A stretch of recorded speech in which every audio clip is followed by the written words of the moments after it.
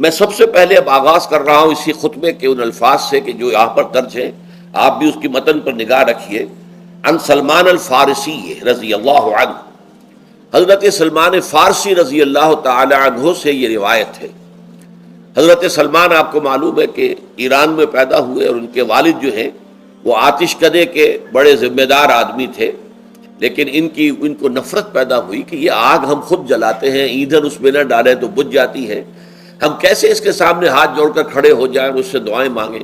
بہرحال اس بنا پر جو بھی چپکرش ہوئی، تو جیسے حضرت ابراہیم علیہ السلام کو ان کے والد نے گھر سے نکال دیا تھا، انہیں بھی گھر سے نکلنا پڑا۔ جیسے حضرت ابراہیم نے پھر ہجرت کی تھی اور وہ عراق سے جو ہے شام کی طرف منتقل ہوئے تھے، تو یہ ایران سے شام کی طرف منتقل ہوئے۔ وہاں جا کر انہوں نے عیسائیت کا مذہب اختیار کیا، راہبوں کے پاس رہے۔ آخری راہب جس کے پاس تھے، زیر تربیت و تعلیم تھے، تو جب اس کے انتقال کا وقت آیا تو انہوں نے کہا کہ مجھے تو ابھی تشفی نہیں ہوئی پورے طور سے، آپ نے بہت کچھ سکھایا ہے، بہت کچھ سمجھایا ہے، اور میں نے آپ سے بہت کچھ فیض حاصل کیا ہے، لیکن ابھی تو مجھے تشفی نہیں ہوئی۔ اب آپ کا انتقال ہو رہا ہے، میں آپ کے بعد کس کے پاس جاؤں؟ تب اس نے کہا کہ میرا علم مجھے بتاتا ہے کہ نبی یہ آخر الزمان کا ظہور اب قریب ہے، اور وہ جنوب میں کھجوروں کی سرزمین میں ہوگا، تو تم جاؤ، ٹرائی یور لک، جاؤ دیکھو شاید قسمت تمہیں ان کے قدموں میں پہنچا دے۔ تو وہ وہاں سے روانہ ہوئے ایک قافلے کے ساتھ۔ قافلے پر ڈاکوؤں نے حملہ کیا، انہیں پکڑ کر غلام بنا لیا، غلام بنا کر بیچ دیا۔ لیکن یہ دیکھیے قسمت ان کی کہ مدینے کے یہودی نے خرید لیا، اب مدینے پہنچ گئے۔ اب وہاں خبریں انہیں مل رہی ہیں کہ مکے میں کسی صاحب نے دعویٰ کیا ہے نبوت کا، لیکن ان کے پاؤں میں تو غلامی کی بیڑیاں، یہ مکے تو نہیں جا سکتے۔ تو میں کہا کرتا ہوں کہ یہ اس شخص کی قسمت ہے کہ جیسے ہم کہتے ہیں کہ پیاسا کنویں کے پاس جایا کرتا ہے، کنواں تو پیاسے کے پاس نہیں آتا، لیکن یہاں کیا ہوا، کنواں چل کر پیاسے کے پاس پہنچا ہے۔ محمد الرسول اللہ صلی اللہ علیہ وسلم ہجرت فرما کر مدینے تشریف لے آئے۔ تب انہوں نے اپنے آقا سے ایک روز کچھ تھوڑی سی کھجوریں مانگی، لیں اور اجازت طلب کی اور جا کر حضور کی خدمت میں پیش کی، کیونکہ اس نے یہ بتایا تھا راہب نے کہ وہ ہدیہ تو قبول کر لیں گے، صدقات قبول نہیں کریں گے، صدقہ قبول نہیں کریں گے۔ تو اسی امتحان کے لیے جا کر حضور کی خدمت میں وہ کھجوریں پیش کی۔ حضور نے پوچھا کیا ہے؟ عرض کیا صدقہ۔ فرمایا نہیں، میں صدقہ قبول نہیں کرتا، یہ غربا کا حق ہے، دے دو، تقسیم کر دو۔ پھر کچھ عرصے کے بعد پھر کچھ کھجوریں لی ہوں گی اپنے اس آقا سے، پھر پہنچے۔ پھر جب حضور نے پوچھا کیا ہے، عرض کیا کہ یہ ہدیہ۔ آپ نے فرمایا ہاں ٹھیک ہے، ہدیہ میں قبول کرتا ہوں۔ تو فوراً قدموں میں گر گئے، ایمان لے آئے۔ اور ان کا معاملہ جو ہے یہ بھی جان لیجئے کہ یہ فقراء صحابہ میں سے تھے جو کوئی کام نہیں کرتے تھے، ہمہ وقت حضور کے ساتھ رہنا۔ اور اس اعتبار سے حضور نے ان کے بارے میں یہ بھی کہا ہے کہ سلمان و منا من اہل البیت، سلمان جو ہے وہ ہمارے اہل بیت میں شامل ہے، رضی اللہ تعالی عنہ۔ ان کی روایت ہے قال خطبنا رسول اللہ صلی اللہ علیہ وسلم، تو وہ فرماتے ہیں کہ ہمیں خطبہ ارشاد فرمایا نبی اکرم صلی اللہ علیہ وسلم نے شعبان کے آخری دن، فقال، اور فرمایا، فرض نہیں کیا ہے۔ بس اس تمہید کے بعد اب میں شروع کروں گا استقبال رمضان کے ضمن میں روزے کی حکمتیں کیا ہیں، اس کے احکام کیا ہیں۔ نمبر 1، شریعت محمدی میں روزے کی تدریجی فرضیت۔ یہ جو تمہیدی مضمون ہے اس ضمن میں وہ بہت اہم ہے۔ پہلی بات یہ جان لیجئے کہ اہل عرب جو ہیں، قریش بھی، اہل مکہ اور قریش کے تابع بقیہ تمام بنی اسماعیل بھی، اور ان کے تابع جو بھی عرب میں دوسرے قبیلوں کے لوگ تھے کہ جو عربی تھے اور مشرک تھے، وہ سب اس کے اندر مراد ہیں۔ تو فرمایا گیا کہ ان لوگوں میں روزے کی عبادت معروف نہیں تھی۔ یا تو یہ ہے کہ حضرت ابراہیم علیہ السلام کے زمانے میں روزے کی عبادت تھی ہی نہیں، کیونکہ یہ لوگ اپنے قول کے مطابق ملت ابراہیم پر تھے، لیکن یہ ہے کہ بہرحال روزے کی عبادت سے ناآشنا تھے۔ کیا وجہ ہے یہ ہم نہیں جانتے۔ آپ کو معلوم ہے نماز سے وہ واقف تھے، اگرچہ اس کا حلیہ انہوں نے بگاڑ دیا تھا، تالیاں بجاتے تھے، سیٹیاں بجاتے تھے یہ، لیکن نماز کہتے تھے اسے نماز۔ طواف سے وہ واقف تھے، اگرچہ اس کے ضمن میں اتنی گھناؤنی حرکت بھی کی تھی کہ مرد اور عورتیں وہ بالکل برہنہ ہو کر طواف کرتے تھے، تو اسے بہت فضیلت والی بات سمجھتے تھے۔ بہت خدا رسیدگی کی بات سمجھتے تھے کہ کامل برہنہ ہو کر طواف کیا جائے، لیکن بہرحال طواف تھا۔ اسی طرح قیام عرفہ، قیام منی یہ بھی موجود تھے۔ تو حج کے بھی بہت سے ارکان جو ہیں وہ ان کے ہاں معروف تھے، اور ویسے خیرات و صدقات، چاہے زکوٰۃ ایک خاص نظام کے تحت نہیں تھی، لیکن زکوٰۃ و صدقات، بھوکوں کو کھانا کھلانا، یہ ان کے ہاں اعلیٰ اقدار میں یہ چیزیں شامل تھیں، اخلاقیات کے اونچے مقامات میں۔ کہ صوم کا ان کے ہاں قطعاً کوئی ذکر نہیں تھا، روزے کی عبادت جو ہے ان کے ہاں بالکل نہیں تھی۔ البتہ صوم کا لفظ موجود تھا، یہ لفظ وہ استعمال کرتے تھے اپنے گھوڑوں کے لیے، روزہ رکھواتے تھے گھوڑوں کو۔ اس کا پس منظر یہ ہے کہ ان کے ہاں آپ کو معلوم ہے کہ لڑائی، دنگا فساد، جنگ، اور یہ کہ غارت گری کرنا، لوٹ مار کرنا، یہ تمام ان عرب قبائل کا پیشہ تھا، اصل پیشہ یہی تھا۔ اس میں ان کے پاس دو جانور تھے، ایک تو اونٹ۔ اونٹ جو ہے وہ ان کی جو باب و ہوا ہے اور ان کے جو حالات ہیں اس کے ساتھ پوری مطابقت رکھتا ہے، یعنی اسے کئی دن کھانے کو نہ ملے اسے پرواہ نہیں، ہفتہ بھر پانی نہ ملے اسے کوئی پرواہ نہیں۔ اس اعتبار سے دھوپ کی کتنی ہی جو ہے تپش ہو، اونٹ کو کچھ نہیں کہتی۔ لیکن یہ کہ وہ سست رفتار جانور ہے، لڑائی کے لیے، جنگ کے لیے، خاص طور پر غارت گری جہاں کرنی ہو، جہاں جا کر گویا کہ ڈاکہ مارنا، پھر دوڑنا ہے، بھاگنا ہے، واپس جانا ہے، تو انہیں گھوڑے کی ضرورت ہوتی تھی جو سریع الرفتار ہے۔ لیکن گھوڑے میں یہ اوصاف نہیں تھے، وہ بھوک کو برداشت نہیں کر سکتا، مزمحل ہو جائے گا، وہ پیاس کو برداشت نہیں کر سکتا، مزمحل ہو جائے گا، وہ دھوپ کو برداشت نہیں کر سکتا، مزمحل ہو جائے گا، اور اگر یہ گھوڑا مزمحل ہو جائے تو سوار کا کیا حشر ہوگا، وہ آپ اس سے اندازہ کر لیجئے کہ اصل میں تو پھر ہلاکت سوار کی ہوگی۔ اس لیے وہ اسے تیار کرتے تھے جنگ کی صعوبتوں کو برداشت کرنے کے لیے۔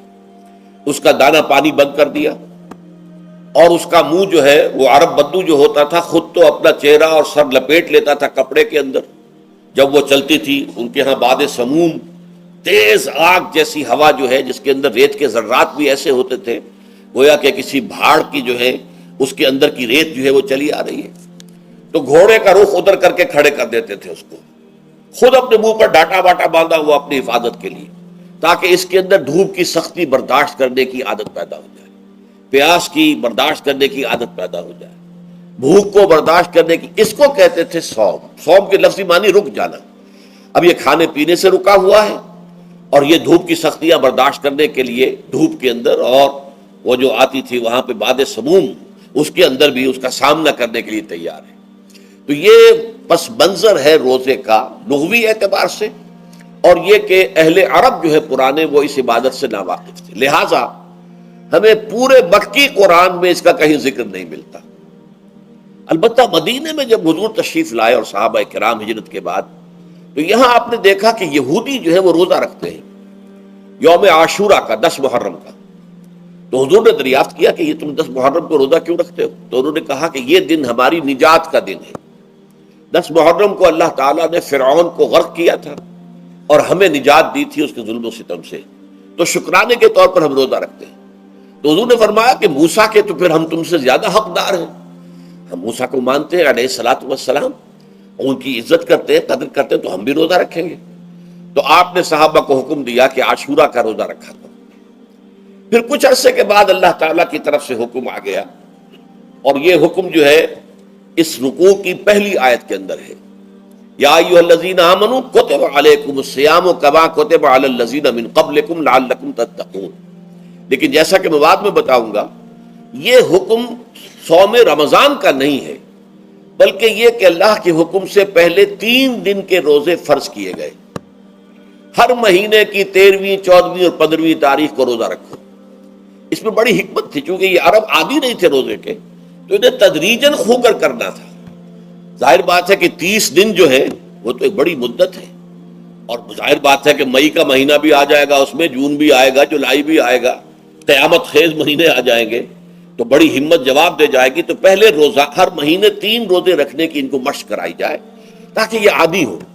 یہ 3 روزے اگر مئی میں بھی آ گئے، جون میں بھی آ گئے، تب بھی ٹھیک ہے، اس کو انسان 3 دن کی تو مشقت برداشت کر سکتا ہے۔ تو پہلے یہ کیا گیا، لیکن اس کے ضمن میں یہ حکم دے دیا گیا، اس کو کہتے ہیں وجوب علی التخییر، یہ اختیار دے دیا گیا کہ یہ 3 روزے تم پر واجب کیے جا رہے ہیں، لیکن یہ کہ اگر تم یہ روزے نہ رکھو تو تم فدیہ دے سکتے ہو، ایک مسکین کو کھانا کھلانا صبح و شام.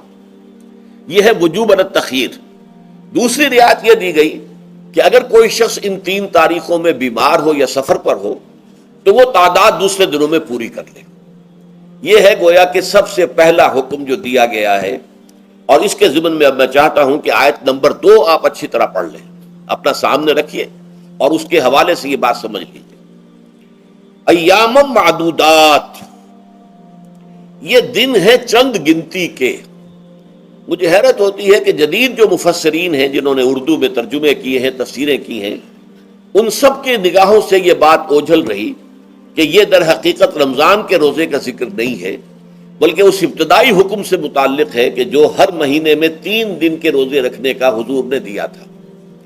لیکن یہ کہ میرا اپنا ذاتی واقعہ یہ ہے زندگی کا، اور یہ اہم واقعات میں سے ہے. میں جب میڈیکل کالج میں پڑھتا تھا، سمجھیے 19-20 سال کی میری عمر، اس وقت بھی مجھے یہ احساس ہوا تھا کہ یہ جو 2 آیات آئی ہیں یہاں ایک دوسرے کے تقابل میں، یہ بیک وقت نازل نہیں ہو سکتی، ان میں وقفہ ہوگا.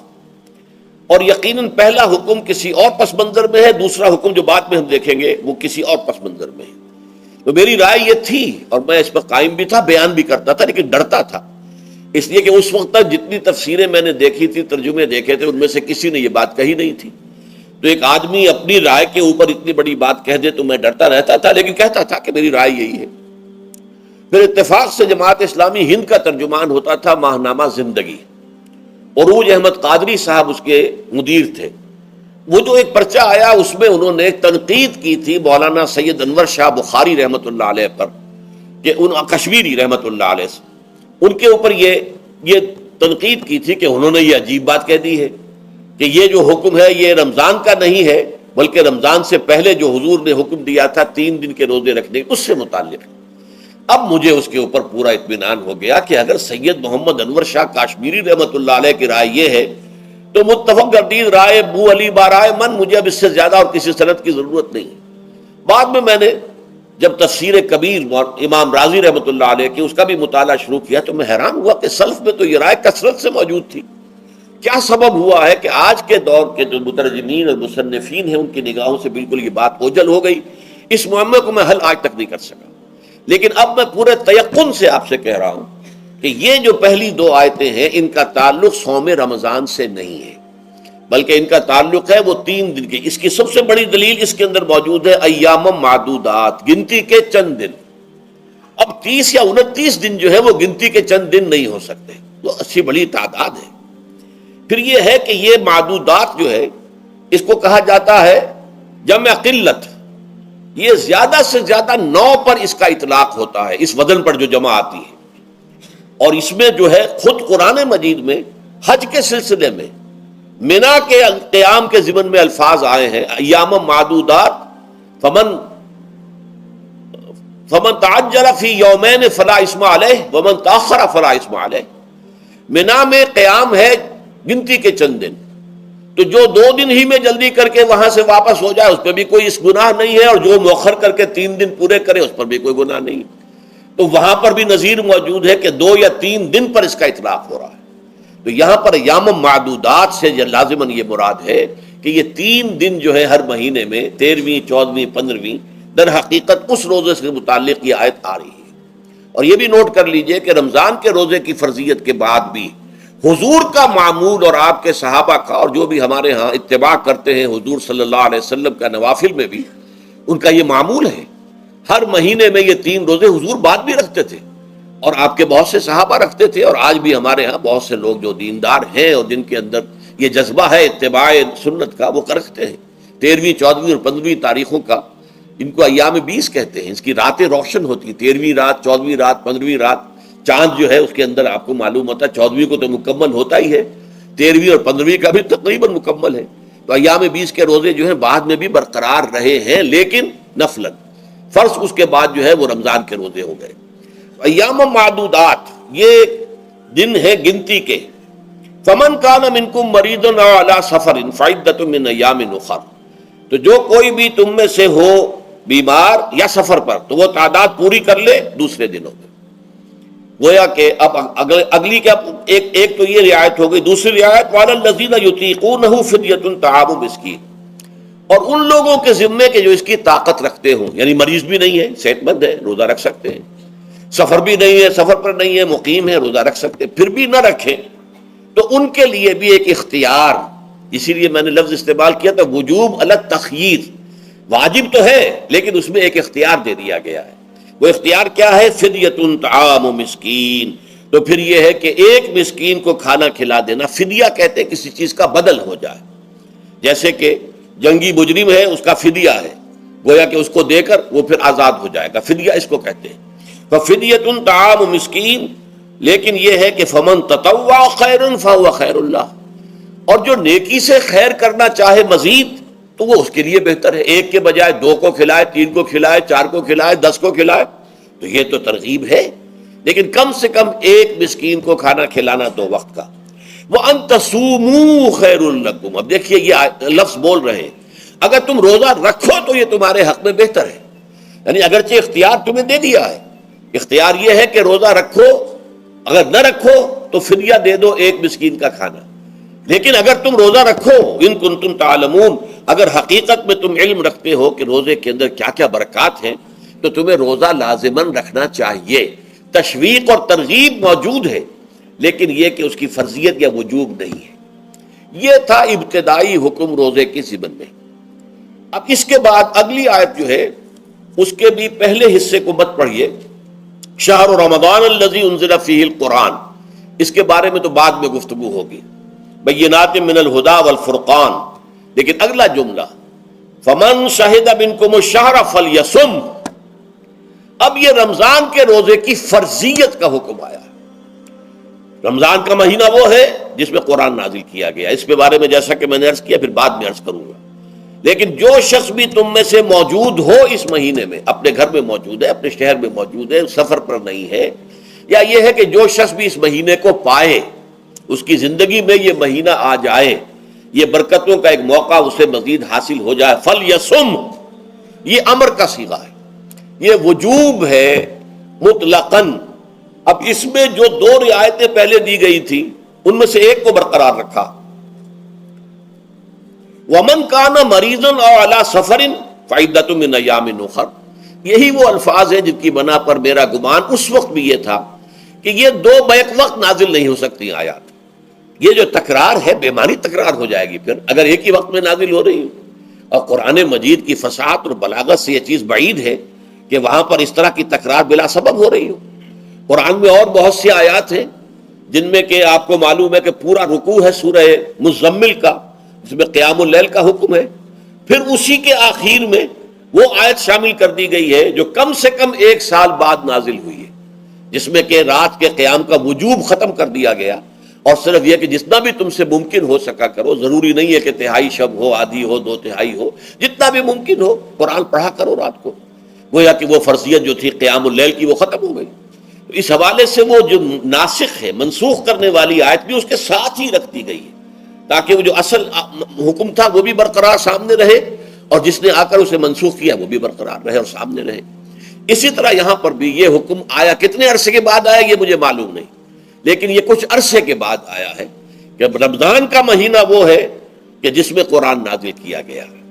اب جو شخص بھی اس مہینے کو پائے اس پر لازم ہے کہ اس کے روزے رکھے. ہاں من کان مریضا او علی سفر، جو شخص ہو مریض، بیمار ہو یا سفر پر ہو، فعدۃ من ایام اخر، تو وہ تعداد پوری کر لے دوسرے دنوں میں. یرید اللہ بکم اليسر ولا یرید بکم العسر، اللہ تمہارے ساتھ آسانی چاہتا ہے، سختی نہیں چاہتا.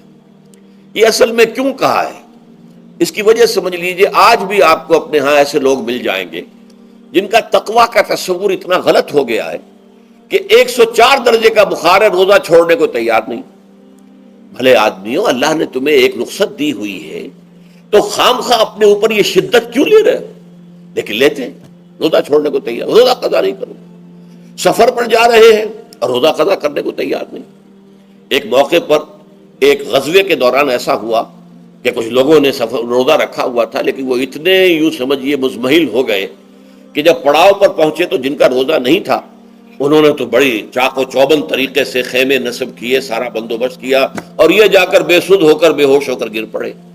تو حضور نے فرمایا ان کو دیکھ کر، لیس من البر الصیام فی السفر، سفر میں روزہ رکھنا یہ کوئی نیکی کا کام نہیں ہے، یہ نیکی کا غلط تصور ہے کہ جو تم نے اپنے اختیار کر لیا، یہ تمہارے اندر تشدد پسندی پیدا ہو رہی ہے۔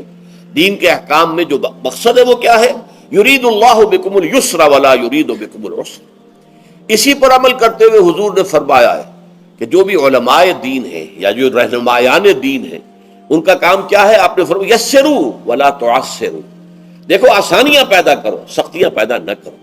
دین میں سختیاں پیدا کرنا بھی وہ اسر اور اغلال بن جاتا ہے کہ جس کو رفع کرنے کے لیے، اور جس سے لوگوں کو، یہودیوں کو اور تمام اہل کتاب کو نجات دینے کے لیے اللہ تعالیٰ نے اپنے رسول محمد صلی اللہ علیہ وسلم کو بھیجا۔ وَيَضَعُ عَنْهُمْ إِصْرَهُمْ وَالْأَغْلَالَ الَّتِي كَانَتْ عَلَيْهِمْ، کہ جہاں وہ نیکی کا حکم دیتے ہیں، بدی سے روکتے ہیں، پاکیزہ چیزوں کو حلال ٹھہراتے ہیں اور خبیث چیزوں کو، ناپاک چیزوں کو حرام قرار دیتے ہیں، وہیں وہ لوگوں کے اوپر سے وہ بوجھ بھی ختم کرتے ہیں کہ جو انہوں نے خام خواہ اپنے اوپر لاد لیے۔ تو ان میں سے یہ بھی ہے کہ یہ نیکی کا کام نہیں ہے کہ آپ سفر میں ہیں اور روزہ رکھ رہے ہیں۔ یرید اللہ بکم اليسر ولا یرید بکم العسر وَلِتُكْمِلُوا الْعِدَّةَ، لیکن یہ بات واضح رہے کہ اب تمہارے لیے تعداد کو پورا کرنا لازم ہے، یہ نہیں ہے کہ آپ اس کی جگہ پر فدیہ دے دیں تو بات پوری ہو جائے گی، نہیں۔ روزے کی تعداد، آپ کے رمضان میں 2 روزے 3 روزے چھوٹ گئے بیماری کی وجہ سے، ٹھیک ہے، لیکن دوسرے دنوں میں اس کی قضا دینی لازم ہے۔ وہ روزے رکھنے جو ہے آپ پر لازم ہے، ان کا کوئی بدل جو ہے وہ فدیہ نہیں ہو سکتا۔ البتہ یہ نوٹ کر لیجئے، یہ حکمت نبوی ہے کہ یہاں اگرچہ وہ فدیے کا حکم جو ہے گویا کہ بظاہر قرآن مجید کے الفاظ سے محسوس ہوتا ہے کہ مطلقاً منسوخ ہو گیا، لیکن حضور نے اس کو خاص حالتوں میں باقی رکھا ہے۔ کوئی شخص اتنا بوڑھا ہو چکا ہے یا خاتون اتنی بوڑھی ہو چکی ہے کہ دن بھر کا فاقہ جو ہے اس میں اندیشہ ہے کہ کہیں ہلاک نہ ہو جائے، کوئی مریض ہے، مرد ہے یا عورت ہے، وہ ڈائبٹیز کی مریضہ ہے، اس کو وہ شوگر کا مرض ہے اور وہ اس کو برداشت نہیں کر سکتی، شوگر لیول بہت نیچے ہو جائے تو موت واقع ہو سکتی۔ کوئی ایسا مریض ہے جس کو مرض سے شفا پانے کی اب کوئی امید ہے ہی نہیں کہ میں مرض سے شفا پا جاؤں گا یا پا جاؤں گی تو اس کے بعد میں روزہ مکمل کر دوں گی، نہیں۔ ایسے لوگوں کے لیے حضور نے اس رعایت کو برقرار رکھا ہے کہ ایسے لوگ اگر ایک مسکین کو کھانا کھلا دیں تو یہ فدیہ بن جائے گا۔ لیکن جو بھی شخص صحت مند ہو اور صحت کی توقع رکھتا ہو، اور جو شخص بھی طاقت رکھتا ہو روزے کا قضا کر دینے کا، اس کے لیے لازم ہے کہ روزوں کی قضا کرے۔ وَلِتُكْمِلُوا الْعِدَّةَ وَلِتُكَبِّرُوا اللَّهَ عَلَى مَا هَدَاكُمْ، اور تاکہ تم اللہ کی کبریائی کا اعلان کرو اس چیز پر کہ جو اس نے تمہیں ہدایت عطا فرمائی ہے۔ اب اس کا ایک تو ظاہر ہے کہ جب روزے ختم ہوتے ہیں عید الفطر میں، تکبیر، اضافی تکبیرات کے ساتھ 2 رکعتیں ہیں جو ہم ادا کرتے ہیں۔ احناف کے نزدیک 6 اضافی تکبیرات ہیں اور اہل حدیث کے نزدیک 12 ہیں، لیکن تکبیرات ہیں اضافی۔ اور یہ کہ جاتے ہوئے اور آتے ہوئے عید کے لیے آپ جا رہے ہیں تو تکبیرات پڑھتے ہوئے جائیے، واپس آ رہے ہیں تکبیر پڑھتے ہوئے آئیے، اور یہ بھی کہ جاتے ہوئے راستہ کوئی اور، آتے ہوئے راستہ کوئی اور اختیار کیجئے، تاکہ پورا شہر، پوری بستی جو ہے تکبیر کی آواز سے گونج جائے۔ یہ ظاہر ہے۔ باطن اس کا کیا ہوگا؟ اللہ کی کبریائی کا اعلان کرو، اللہ کی کبریائی کو نافذ کرنے کی کوشش کرو۔ جب اللہ نے تمہیں ہدایت دے دی ہے، تمہیں اپنے دین حق سے نواز دیا ہے، اب تمہارا فرض ہے کہ اس کو قائم کرو، اس کے لیے جد و جہد کرو، اس کے لیے تن من دھن لگاؤ، اس کے لیے جان اور مال سے جہاد کرو۔ وَلِتُكَبِّرُوا اللَّهَ عَلَى مَا هَدَاكُمْ وَلَعَلَّكُمْ تَشْكُرُونَ، اور تاکہ تم واقعتاً شکر کرو۔ اس پر بھی گفتگو بعد میں ہوگی۔ یہ حکمت صوم کے حوالے سے ہے یہ لفظ۔ اس کے بعد جو ہے ایک آیت چھوڑ کر پھر اگلی 5ویں آیت پڑھیے۔ یہ ہے تکمیلی احکام۔ ابتدائی احکام آ گئے، نمبر 2 میں صوم رمضان کا حکم آ گیا۔ نمبر 3 پر ہوا کیا تھا کہ جب روزوں کا حکم دیا گیا تو چونکہ مثال آپ نے رکھی تھی یہود کی کہ یہود جو ہے عاشورہ کا روزہ رکھتے ہیں تو ہم بھی کیوں نہ رکھیں، مسلمانوں تم بھی رکھو۔ اس سے گمان یہ کیا گیا کہ جو احکام یہود کی شریعت میں ہیں روزے کے، شاید وہی ہماری شریعت میں بھی ہے، اور ان کی شریعت میں یہ تھا کہ رات کو سو گئے تو روزہ شروع ہو گیا، اور وہ روزہ اب نہ کوئی سحری ہے نہ رات میں کے دوران کوئی میاں اور بیوی جو ہے وہ ہم بستری کر سکتے ہیں، بلکہ یہ کہ وہ روزہ صبح سے لے کر پھر جب رات کے بعد صبح آئے گی، صبح سے پھر دوپہر اور شام اور غروب آفتاب پر جا کر روزہ ختم ہوگا۔ گویا کہ کم و بیش 20 گھنٹے کا روزہ یا 21 گھنٹے کا روزہ، کیونکہ اگر غروب آفتاب کے 3 گھنٹے کے بعد آدمی سو گیا تو وہاں سے جو روزہ شروع ہوا ہے تو غروب آفتاب پر اگلے روز جو ہے وہ ختم ہوگا، تو ہو جائے گا 20-21 گھنٹے کا روزہ۔ یہ روزے کا حکم لوگوں نے سمجھا، اس کی صراحت کوئی نہیں تھی، لیکن لوگ جو ہے چونکہ صراحت منفی بھی نہیں تھی مثبت بھی نہیں تھی، لہذا وہ رات کے وقت میں جب جو دن ہوتے تھے روزوں کے، ان کی راتوں میں وہ اپنی جو بھی ایک طبعی ضرورت ہے، جو ہم بستری ہے میاں اور بیوی کی، شوہر اور بیوی کی، وہ کر گزرتے تھے جذبات کے اندر، جو بھی اس وقت ان کی احتیاج ہوئی، دل میں کھٹک رہتی تھی کہ پتہ نہیں ہم نے یہ صحیح کام کیا نہیں کیا، غلط کیا۔ تو اس سے یہ کہ ظاہر بات ہے کہ پھر قرآن مجید اسے قرار دے رہا ہے اپنے آپ سے خیانت کرنا۔ جب انسان اپنے ضمیر کے خلاف کوئی بات کر رہا ہو تو چاہے وہ بات صحیح ہے لیکن وہ اسے گناہ سمجھ کے کر رہا ہے تو اس نے تو گناہ کیا، وہ اپنے آپ سے تو خیانت کر رہا ہے۔ ایک شخص ہے وہ بکری کا گوشت کھا رہا ہے لیکن سمجھتا یہ کہ یہ سور کا گوشت ہے، تو اس نے تو سور ہی کا کھایا نا، اس نے بکری کا تو نہیں کھایا، لیکن اس نے سمجھا یہ کہ یہ سور کا گوشت اور کھا رہا ہے۔ تو اس حوالے سے ایک دغدغہ سا دل میں رہتا تھا، پریشانی۔ تو اب جو یہ 5ویں آیت ہے، طویل ترین آیت ہے اس سلسلے کی، اس میں روزے کے تکمیلی احکام آ گئے جو ابدی ہیں، آج تک قائم ہیں اور قیامت تک قائم رہیں گے۔ فرمایا احل لکم لیلۃ الصیام الرفث الی نسائکم، اے مسلمانوں روزے کی راتوں میں تمہارے لیے حلال کر دیا گیا ہے اپنی بیویوں سے اپنی خواہش کا پورا کرنا۔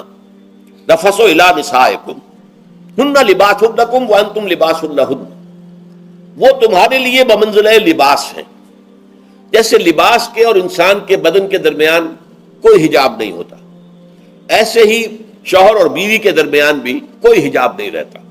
ہن لباس لکم وانتم لباس لہن، اور ویسے بھی ایک معنی میں کہ جیسے لباس آپ کو گرمی کی شدت سے بچاتا ہے، ورنہ ہو سکتا ہے کہ تیز دھوپ جو ہے جو عرب میں ہوتی تھی وہ تو آپ کی کھالوں کو جلا دے، تو یہ حفاظت کا ایک ذریعہ بھی ہے۔ اسی طریقے سے شوہر کے لیے بیوی اپنی عفت و عصمت کو برقرار رکھنے کے لیے ایک ذریعہ ہے کہ کہیں حرام میں منہ نہ مارے، بیوی موجود ہے، حلال ذریعے سے اپنی خواہش پوری کرے۔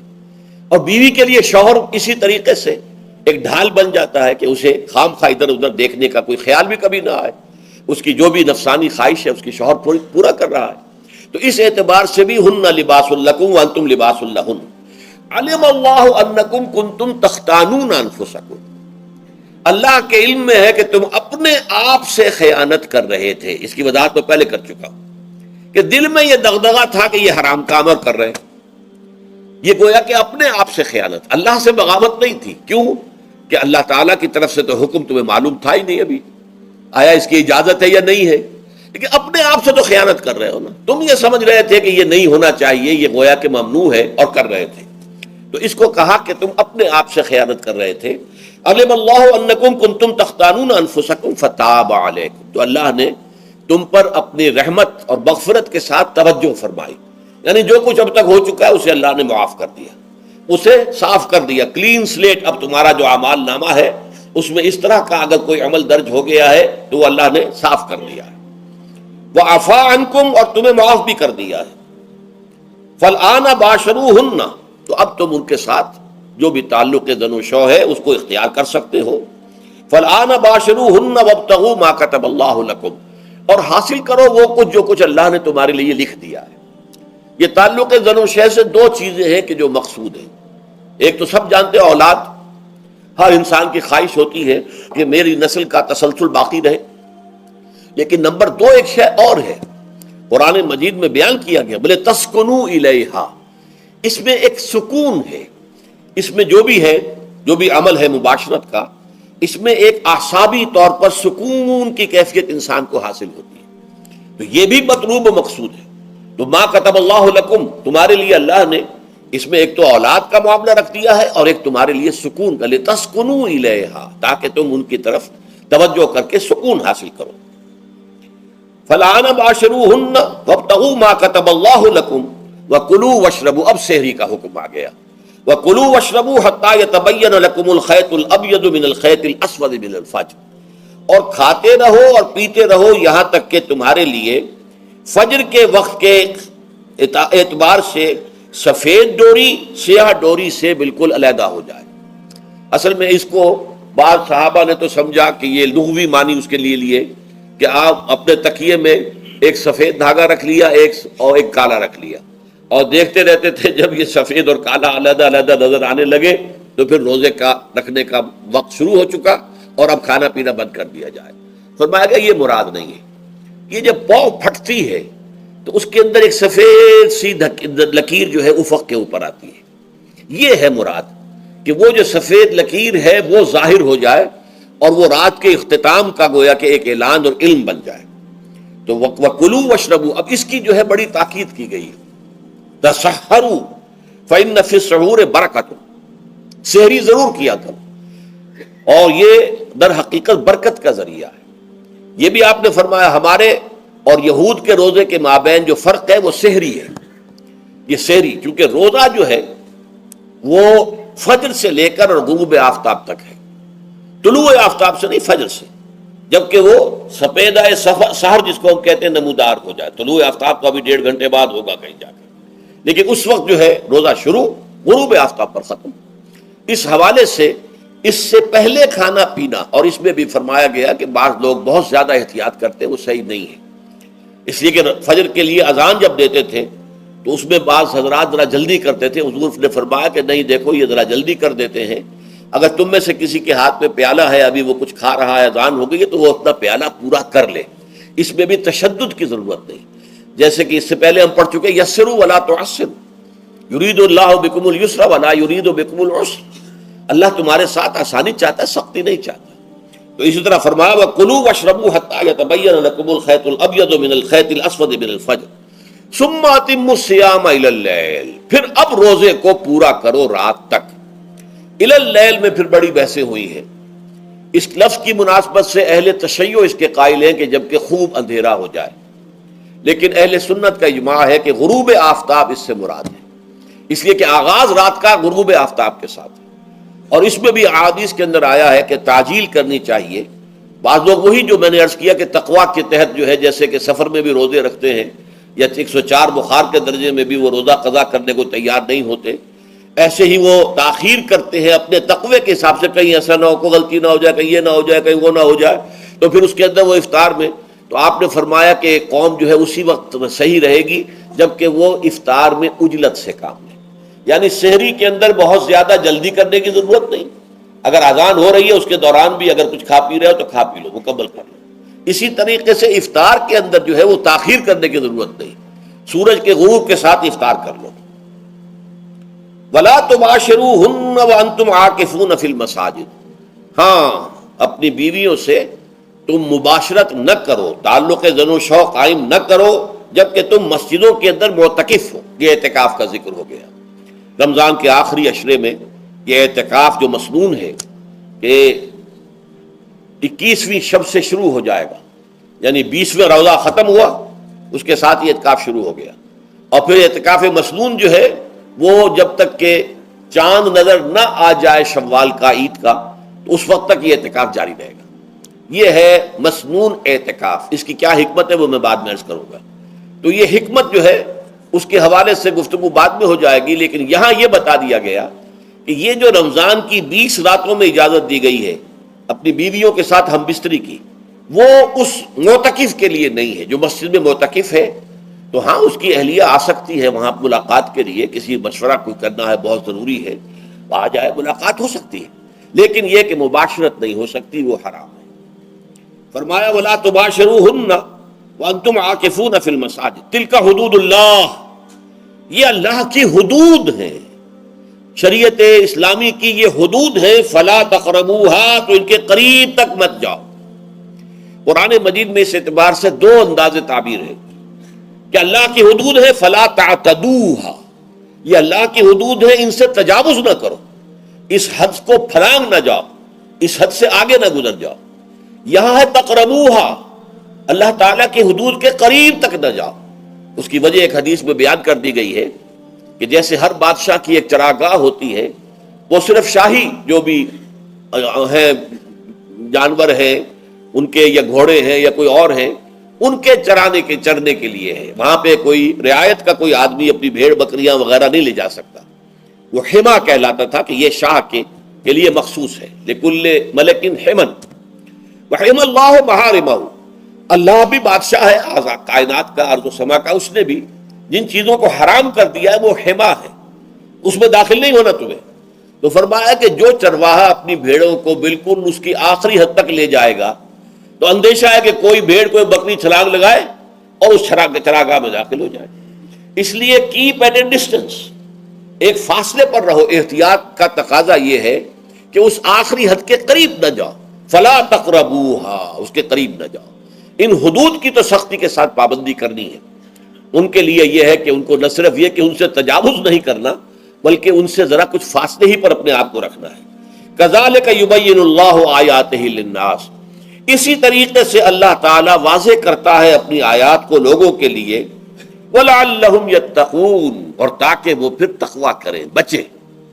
جب احکام معلوم ہو گئے اب بچنا آسان ہے، جب احکام معلوم نہیں تو اندیشہ ہے کہ کہیں کسی حرام کے اندر جو ہے وہ ملوث ہو جائے۔ جیسے کہ ایک حدیث میں آتا ہے کہ الحلال بین والحرام بین وبینہما مشتبہات، حلال کیا ہے یہ بھی واضح ہے، حرام کیا ہے یہ بھی واضح ہے، البتہ ان دونوں کے مابین کچھ چیزیں ہوتی ہیں متشابہات، پتہ نہیں حلال ہے کہ حرام ہے، تو تم بچو، ان چیزوں سے بھی بچو، اس لیے کہ اس کے اندر حرام ہونے کا اندیشہ ہے نا، لہذا ان سے بھی بچو۔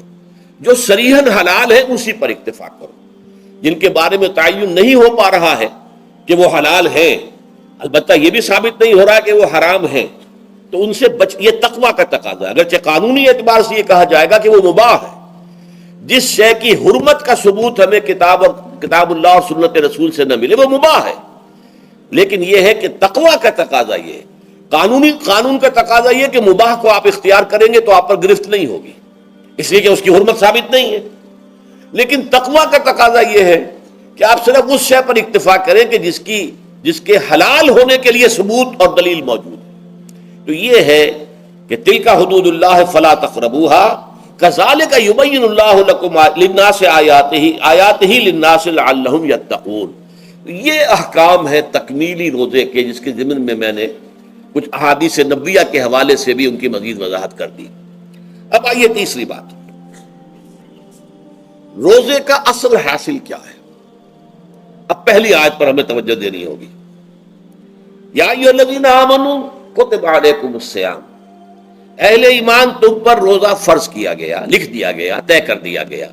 اگرچہ جیسا کہ میں نے عرض کیا یہ ابتدائی حکم ہے اور اس میں وجوب علی تخییر وہ بعد میں آ چکا دوسری آیت میں، کما کتب علی الذین من قبلکم، جیسے کہ یہ فرض کیا گیا تھا ان پر جو تم سے پہلے تھے، یعنی یہود اور نصارہ، ان پر بھی یہ روزہ جو ہے یہ فرض تھا۔ البتہ احکام مختلف ہو گئے، جیسے جمعے کا دن، اور جمعے کو چھوڑ کر یہودیوں نے سبت کا دن اختیار کیا، عیسائیوں نے جو ہے وہ سنڈے کو اختیار کر لیا، لیکن احکام میں فرق ہے۔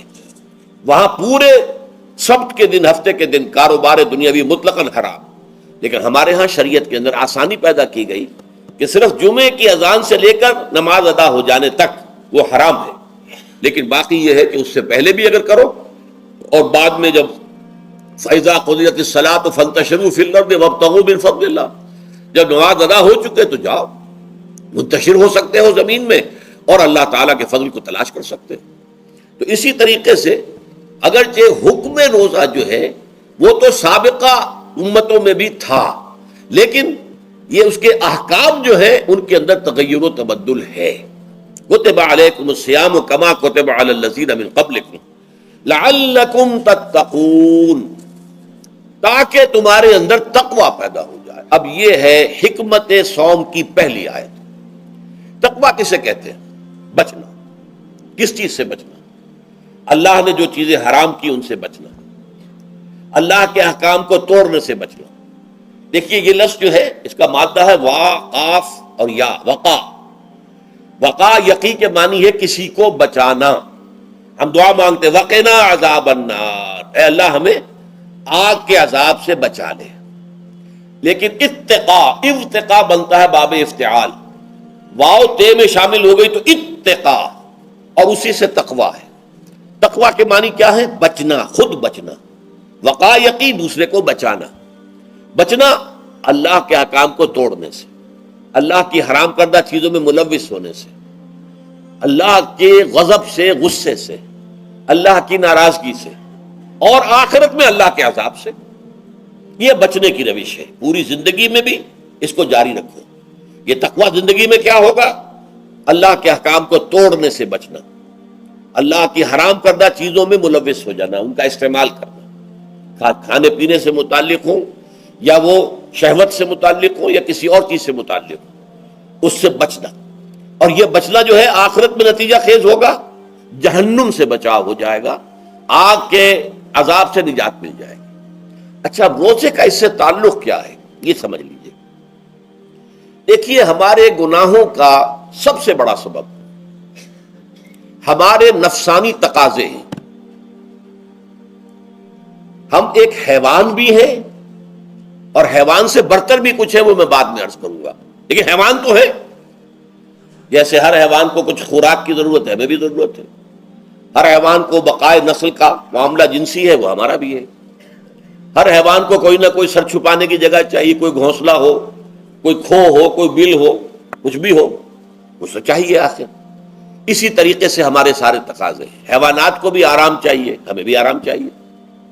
یہ حیوانی تقاضے جو ہیں، جن کو ہم کہیں گے اینیمل انسٹنکٹس، ہمارے وجود کے اندر ہیں یہ، اور ان کا تقاضا ہمارے اندر سے ابھرتا ہے. اسی کو اڈ اینڈ لیبیڈو کہا ہے فرائڈ نے. جدید نفسیات کا بابا آدم جو ہے وہ فرائڈ ہے. اس نے اسے اڈ اور لب سے تعبیر کیا ہے. اس سے اوپر سیلف کو لایا ہے، اور اس کے بعد جو ہے وہ سپر ایگو ہے. تو یہ 3 درجے اس نے متعین کیے ہیں، اور میں اس کی دقت نظر، ایکیوٹی آف آبزرویشن کا بہت قائل ہوں. اگرچہ نظریات کا جو نتیجہ اس نے نکالا ہے وہ غلط ہے، لیکن ایکویٹی آف آبزرویشن کا قائل ہوں کہ اس نے انسانی شخصیت کے 3 لیولز کو آئیڈینٹیفائی کیا. یہی 3 لیولز ہمارے ہاں ہیں: نفس، قلب، روح. یہ 3 لیولز. اس نے کہا اڈ اینڈ لیبیڈو یہ لوسٹ ہے، پھر ایگو، سیلف، پھر سپر ایگو. 3 لیول وہ بھی مانتا، اگرچہ ان کی تعبیر اس نے غلط کی ہے، لیکن جہاں تک اڈ اور لیبیڈو کی تعبیر ہے وہ صحیح ہے. وہ حیوانی تقاضے. اچھا، ان حیوانی تقاضوں کے بارے میں یہ بات بالکل واضح رہنی چاہیے کہ یہ اندھے بہرے ہیں. انہیں صرف اپنی گریٹیفیکیشن، اپنے تسکین سے جو ہے ساری بحث ہے. اس سے کوئی غرض نہیں کہ حلال ذریعے سے ہو، حرام ذریعے سے ہو. پیٹ کھانے کو مانگتا ہے بھوک کے اندر. اب آدمی جو ہے حرام کے اندر بھی بیمار بیٹھتا ہے، یہاں تک کہ خود شریعت اجازت دیتی ہے کہ اگر جان پر بن جائے، آدمی جو ہے وہ فاقے سے مر رہا ہو، تو وہ کوئی حرام چیز کھا کر بھی اپنی جان بچا سکتا ہے، لیکن عام حالات میں نہیں. لیکن ہو سکتا ہے ہمارا چٹخارا جو ہے وہ حرام کی طرف ہمیں لے جائے. کسی کو واقعتاً اللہ نہ کرے کہ سور کے گوشت کا چسکا لگ جائے، وہ اس کے بغیر بچتا ہی نہیں، کھاتا ہے. شراب کی عادت ہو گئی، پیتا ہے. یہ نہیں. تو ہمارا پیٹ مانگتا ہے، اور اسے اس سے غرض نہیں کہ حلال سے کھایا ہے یا حرام سے کھایا ہے. ہماری شہوت اپنی تسکین چاہتی ہے، اسے اس سے غرض نہیں کہ حلال سے یا حرام سے، جائز سے یا ناجائز سے. اسی طریقے سے ہمارے تمام تقاضے جو حیوانی ہیں، ایک تو یہ کہ بہت زوردار ہیں، اور چونکہ وہ اندھے بہرے ہیں، لہذا جو قرآن میں کہا گیا ان النفس لامارۃ بالسوء، یہ نفس تو بدی کا حکم دیتا ہی ہے. یہ گویا کہ اس کے اندر رجحان جو ہے انہیرنٹ ہے کہ وہ بدی کی طرف انسان کو ترغیب دلاتا ہے، چاہے وہ اپنی ضروریات سے متعلق ہو، چاہے چٹخاروں سے متعلق ہو، چاہے جو بھی لذت اسے درکار ہے اس سے متعلق ہو، چاہے وہ جنسی لذت ہے اور چاہے وہ طعام کی، یعنی جسے ہم کہتے ہیں کہ انسان جو ہے وہ اپنے پیٹ اور فرج کا غلام بن کر رہ جائے، اس لیے کہ جو تقاضا بھی آیا ہے اس کو وہ پورا کر رہا ہے. یہ جو کیفیت انسان کی ہے، اس کے لیے ایک مشق جو ہے وہ روزہ فراہم کرتا ہے. روزے کے آپ نے 12، 13، 14 گھنٹے کا بھی روزہ ہوتا ہے، بعض جگہوں پر 16، 17 گھنٹے کا روزہ ہوتا ہے. اس عرصے میں آپ اپنے نفس کو حلال چیزوں سے بھی روکے رکھتے ہیں. اس منہ زور گھوڑے کو جو ہے آپ اس کی لگام کس کر رکھتے ہیں کہ حلال بھی نہیں کھانے دے رہے. بھوک لگی ہو یا کھانا بہترین موجود ہے، نہیں کھا سکتے، اللہ کا حکم نہیں ہے، اللہ کی اجازت نہیں. شدید پیاس ہے، بہترین مشروبات فریج میں رکھی ہوئی ہے، نہیں کھا سکتے، نہیں پی سکتے، جائز نہیں ہے، حالانکہ حلال ہے، حرام نہیں ہے. بیوی موجود ہے، یا جیسے کہ لونڈیوں کا معاملہ ہوتا تھا، لونڈی موجود ہے، لیکن نہیں، آپ اپنی شہوت جو ہے وہ اس سے پوری نہیں کر سکتے. یہ پابندیاں نفس کے اوپر لگانا، یہ ایک مشق ہے، یہ ایک ریاضت ہے. اس ریاضت کا حاصل یہ ہونا چاہیے کہ انسان بقیہ 11 مہینوں میں اپنے آپ کو حرام سے تو بچائے نا.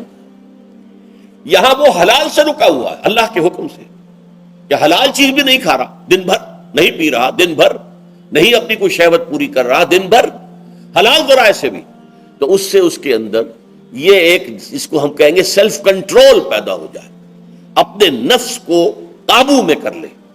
یہ گویا کہ اس کا سب سے پہلا اس روزے کی ریاضت، روزے کی مشق کے حوالے سے یہ اس کی حکمت ہوئی کہ اس سے کے ذریعے سے انسان میں سیلف کنٹرول پیدا ہو رہا ہے، ضبط نفس. یہاں پہ تھوڑی سی میں وضاحت کر دوں.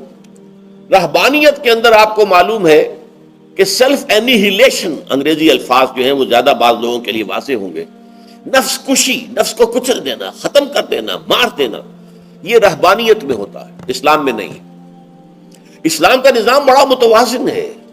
ان لنفسک علیک حقا وان لزوجک علیک حقا وان لزورک علیک حقا. حضور نے فرمایا دیکھو تمہارے نفس کا بھی تم پر حق ہے، اسے مناسب حد تک آرام دینا بھی تمہارے ذمے ہے، اسے غذا بہم پہنچانا بھی تمہارے ذمے ہے. فرق صرف کیا ہے؟ حلال سے ہو، حرام سے نہ ہو. اس کی شہوت کو پورا کرنا بھی تمہارے ذمے ہے. فرق صرف کیا ہے؟ جائز راستے سے ہو، حرام سے نہ ہو. اس کا نام ضبط نفس ہے، سیلف اینیہیلیشن، نفس کو کچل دینا. یہ جو تپسیائیں جو ہیں ہندو سادھو کرتے رہے ہیں، اور جو سب سے زیادہ معاملہ جو ہے وہ جو راہب ہوتے تھے حضرت مسیح علیہ السلام کے پیروکاروں میں، انہوں نے تاریخ کے اندر جو مثالیں دی ہیں اس کا جو ہے اندازہ کرنا مشکل ہو جاتا ہے کہ کس درجے وہ لوگ اپنے نفس کو کچل دیتے تھے، جس کا قرآن مجید میں سورہ حدید میں ذکر بھی ہے. اکثر لوگ تو پابندی نہیں کر سکتے تھے، اپنے اوپر پابندیاں لگانے کے بعد غلط راستوں پر بھی چل پڑتے تھے، لیکن جو لوگ ان پابندیوں کو نبھاتے تھے وہ کس انتہا تک جاتے تھے. کبھی آپ جو ہے ہسٹری آف کرسچن مناسٹسزم پر جو تاریخ کی کتابیں لکھی گئی ان کو پڑھیں تو اندازہ ہوگا. مولانا مودودی نے تفہیم القرآن میں اس کا کچھ حوالے دیے ہیں، اور واقعہ یہ کہ رونگٹے کھڑے ہو جاتے ہیں انسان پر کہ اس درجے میں انہوں نے اپنے نفس کو کچلا تھا. ہمارے صوفیہ کے ہاں بھی بعض ایسی روایات صحیح ہیں یا غلط ہے بیان کی جاتی ہیں، لیکن اسلام کا اصل معاملہ کیا ہے؟ توازن، اعتدال. تمہارے نفس کا بھی تم پر حق ہے، ان لنفسک علیک حقا، تمہاری بیوی کا بھی تم پر حق ہے، وان لزوجک علیک حقا، اور تمہارا جو بھی کوئی ملاقاتی آئے، کوئی دوست ہے، اس کا بھی زورک علیک حق، زیارت کرنے کے لیے کوئی آیا اس کا بھی حق ہے، ان کے حقوق ادا کرو. حضرت عبداللہ ابن عمرو ابن العاص رضی اللہ تعالی عنہما صحابہ کرام میں اس اعتبار سے بہت ممیز تھے کہ ان پر عبادت جو ہے، عبادت گزاری کا اتنا غلبہ ہو گیا تھا، ہر روز روزہ رکھتے تھے اور رات کو پوری رات کھڑے رہتے تھے. حضور کو اطلاع دی گئی، حضور نے طلب کیا فوراً. آپ نے فرمایا یا عبداللہ الم نخبر، کیا ہمیں یہ خبر نہیں دی گئی انک تصوم الدہر وتقوم اللیل، کہ تو ہمیشہ رات کو کھڑا رہتا ہے نماز میں اور ہر روز روزہ رکھتا ہے.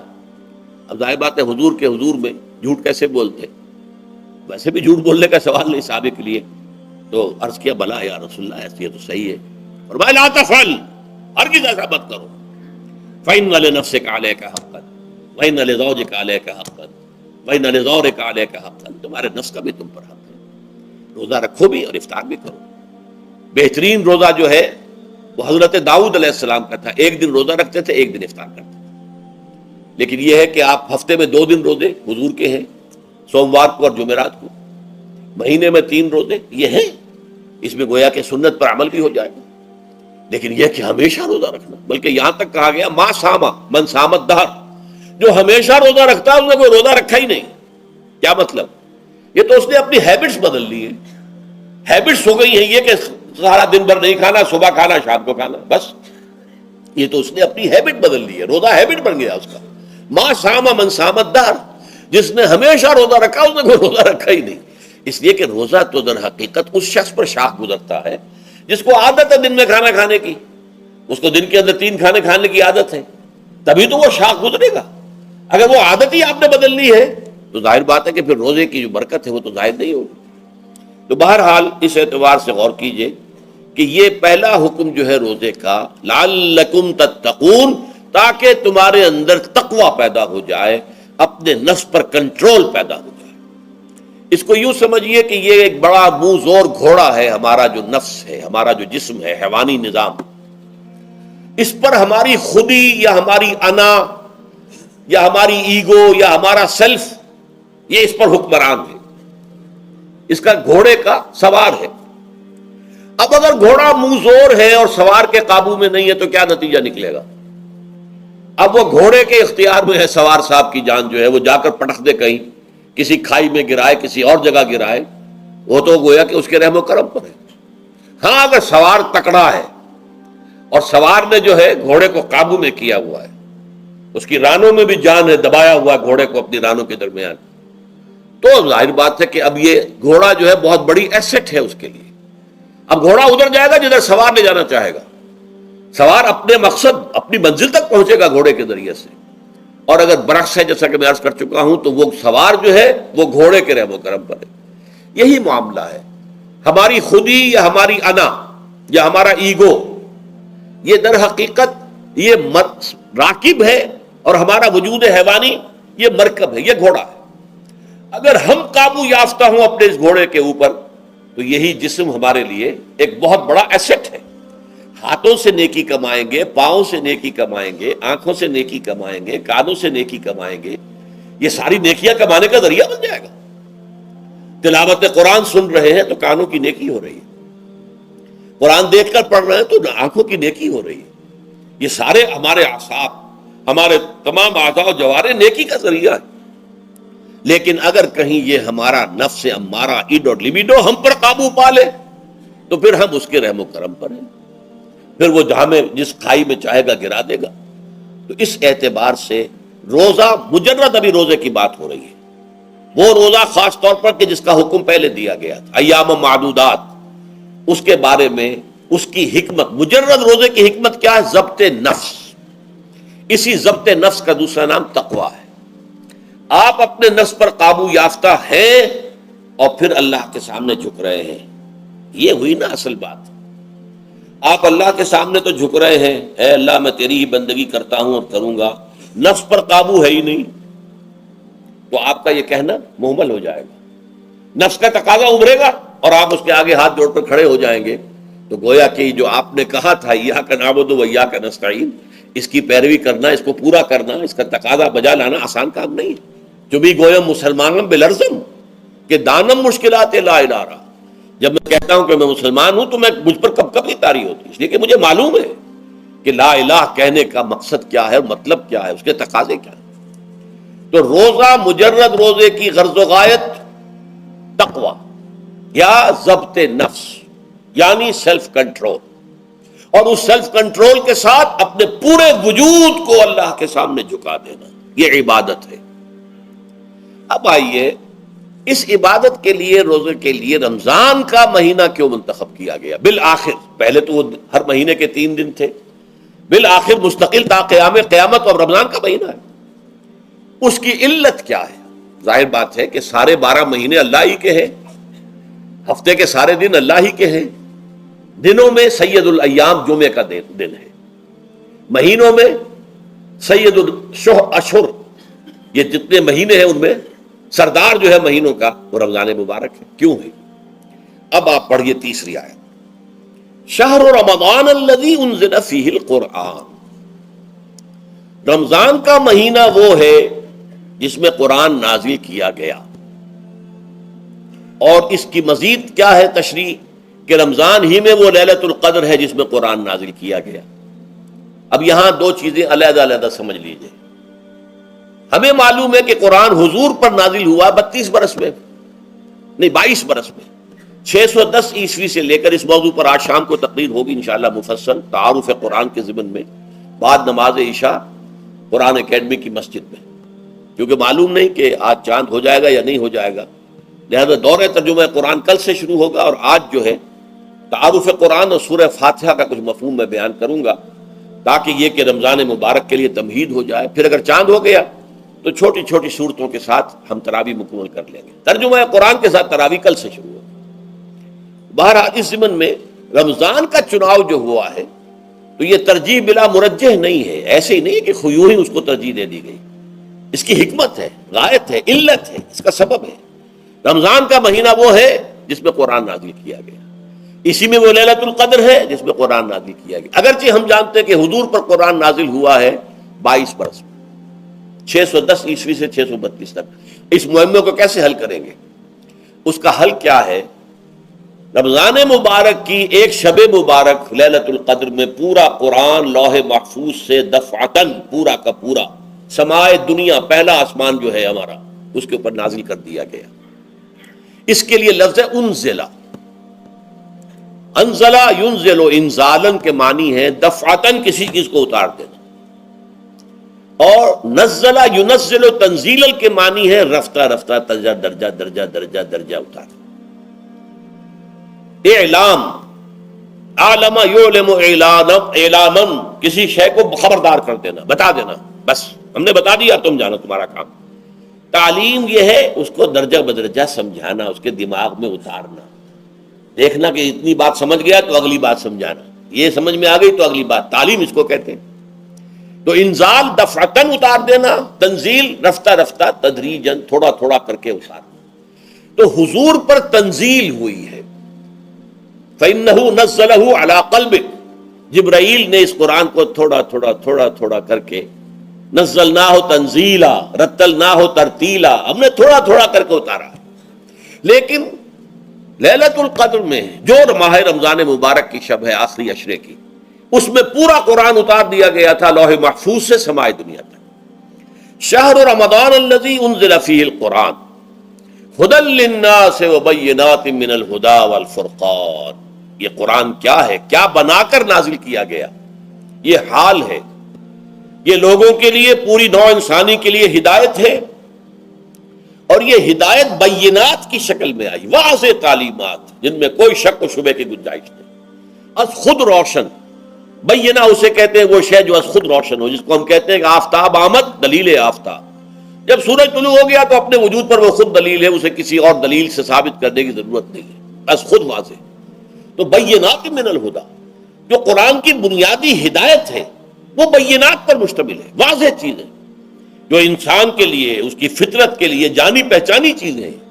یہ کوئی باہر کی چیز نہیں آ رہی ہے، اس کے قلب کی گہرائیوں کے اندر یہ سب کچھ موجود ہے، اور اس کی گواہی اس کے قلب کی گہرائیوں سے نکلتی ہے کہ ہاں دیکھنا تقریر کی لذت کے جو اس نے کہا، میں نے یہ جانا کہ گویا یہی میرے دل میں ہے، اس نے تو میرے اپنی فطرت کی ترجمانی کی ہے. والفرقان، بینات من الہدی والفرقان، یہ بینات کا اطلاق فرقان پر بھی ہو رہا ہے، حق و باطل کے اندر فرق کر دینے والی شے. بین صورت میں یہ حق ہے، یہ باطل ہے، یہ جائز ہے، یہ ناجائز ہے، یہ غلط ہے، یہ صحیح ہے. یہ ہے قرآن مجید کی عظمت کا بیان. ویسے تو عظمت قرآن قرآن مجید کے اندر بہت سے مقامات پر آئی ہے اور بڑے ہی پرشکو انداز میں بھی آئی ہے، لیکن یہ اس وقت موقع نہیں ہے اس میں جانے کا. یہاں جو قرآن کا تعارف کرایا گیا، ھدی للناس وبینات من الھدی والفرقان، اور یہ رمضان میں نازل کیا گیا، لہذا رمضان کا مہینہ جو ہے اس عبادت کے لیے خاص اور مختص کر لیا گیا. فمن شہد منکم الشہر فلیصم، تو جو کوئی بھی تم میں سے اس مہینے کو پائے یا اس میں مقیم ہو وہ لازماً روزہ رکھے. میں بیان کر چکا ہوں یہ وجوب علی العین ہے، اس کے اندر اب اختیار نہیں ہے، لیکن یہ کہ اگر من کان منکم مریضا او علی سفر فعدۃ من ایام اخر. اب دیکھیے یہ جو رمضان مبارک کو منتخب کیا گیا جو نزول قرآن کا مہینہ ہے، تو اس میں ایک دوہرا پروگرام رکھ دیا گیا ہے جو قرآن مجید میں تو واضح طور پر نہیں کہا گیا، اس لیے کہ اگر قرآن میں اس طور سے آ جاتا تو فرض ہو جاتا، اسے تطوعاً رکھا گیا ہے، لہذا اس کا ذکر قرآن میں نہیں ملے گا. موجود ہے کہ جب اس مہینے کو چنا ہی اس لیے گیا ہے کہ یہ نزول قرآن کا مہینہ ہے، لہذا اس کے لیے جو ہم نے پڑھا تھا وہ خطبہ، وہ اب اس کو پلٹ لیجئے. جعل اللہ صیامہ فریضۃ وقیام لیلہ تطوعا، اللہ نے اس مہینے کا روزہ رکھنا تو فرض قرار دے دیا ہے، اور اس کا قیام اللیل، راتوں کو کھڑے رہنا، یہ مرضی پر چھوڑ دیا ہے، جو کر سکے، جو بھی ہمت کرے، ترغیب و تشویق ہے۔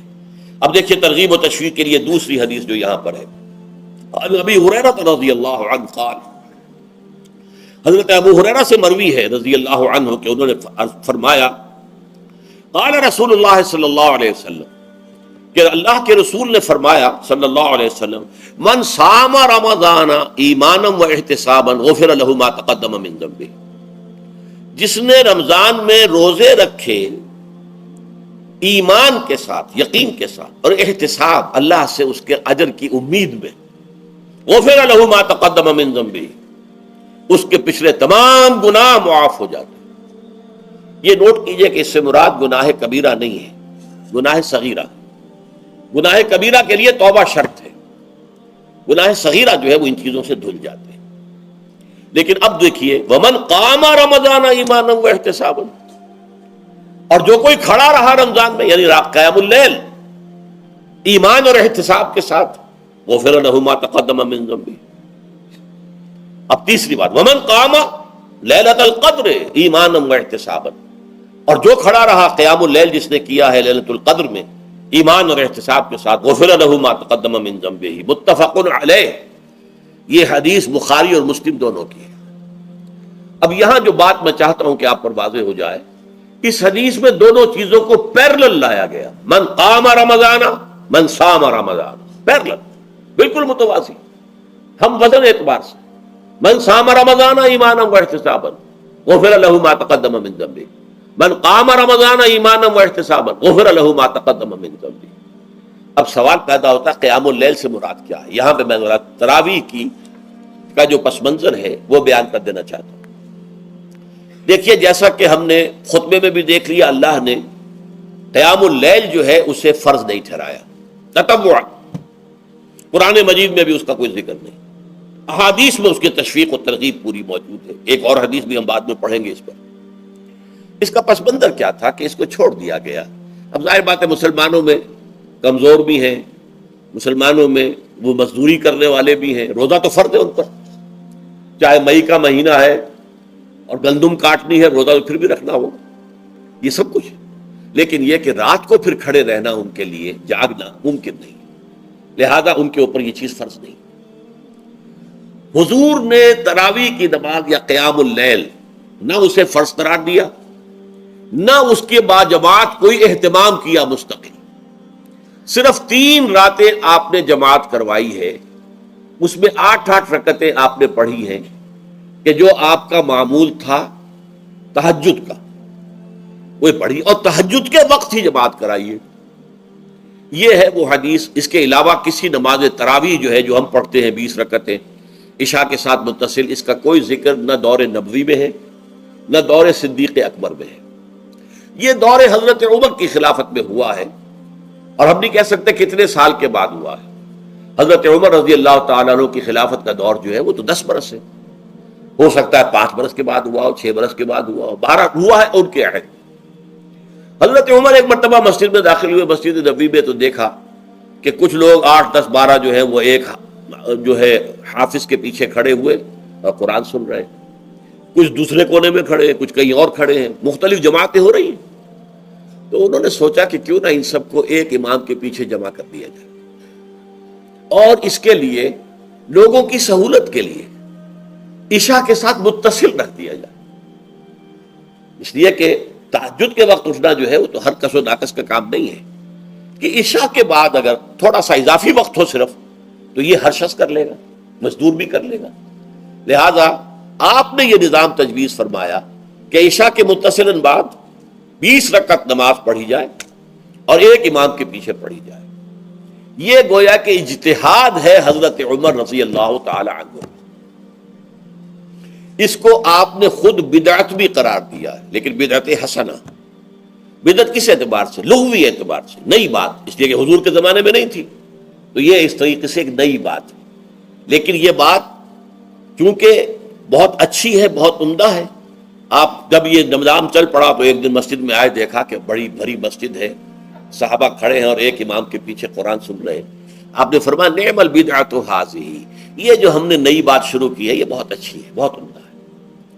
اب یہاں سے فرق واقع ہو گیا ہے ایک تو اہل تشیع جو ہے وہ تو ویسے ہی حضرت عمر سے بہت دشمنی رکھتے ہیں، عناد رکھتے ہیں، تو حضرت عمر کے اجتہادات سے انہیں نفرت ہے، انہیں دوری ہے، چاہے وہ کوئی سا بھی حضرت عمر کا اجتہاد ہو۔ ہمارے ہاں اہل حدیث حضرات بھی در حقیقت حضرت عمر یا کسی اور خلیفہ راشد کے فعل کو وہ سمجھتے ہیں کہ یہ ایگزیکٹو آرڈرز ہیں، یہ ہمیشہ کے لیے نہیں ہے۔ حضرت عمر نے اپنے دور میں ایک نظام قائم کیا، ان کے دور کے لیے ٹھیک تھا، یہ ہمیشہ کے لیے نہیں۔ ہمیشہ کے لیے وہ 8 ہی رکعتوں کے قائل ہیں، وہ تہجد والے، لیکن اس میں بہرحال انہوں نے بھی خود یہ اضافہ کیا ہے کہ وہ 8 رکعتیں وہ عشاء کے ساتھ متصل پڑھتے ہیں، تہجد کے وقت تو نہیں پڑھتے۔ اور حضور نے تو صرف 3 روز جو ہے وہ کرائی تھی جماعت، وہ لوگ 30 دن یا 29 دن پڑھ رہے ہیں، تو اضافہ تو انہوں نے بھی کر دیا، اس نظام میں تبدیلی تو ہو گئی۔ لیکن اہل سنت جو کہلاتے ہیں، ہمارے جو 4 جو ہیں، جو ہمارے مسلک ہیں، حنفی، مالکی، شافعی، حنبلی، ان کا اتفاق ہے اس پر حضرت عمر کا، کیونکہ ان کے سامنے اصول یہ ہے کہ حضور نے فرمایا علیکم بسنتی وسنت الخلفاء الراشدین المہدیین، تم پر لازم ہے کہ میری سنت کو پکڑو مضبوطی کے ساتھ، اور میرے خلفاء راشدین مہدیین جو ہیں ان کی سنت کو پکڑو۔ اس اصول سے یہ چاروں فقہیں جو ہیں حضرت عمر کے اجتہادات جو ہیں ان کو بھی پابندی سمجھتے ہیں کہ تمام عمر کے لیے، قیامت تک کے لیے امت مسلمہ پر ان کی پیروی لازم ہے، لہذا اس میں اجماع ہے۔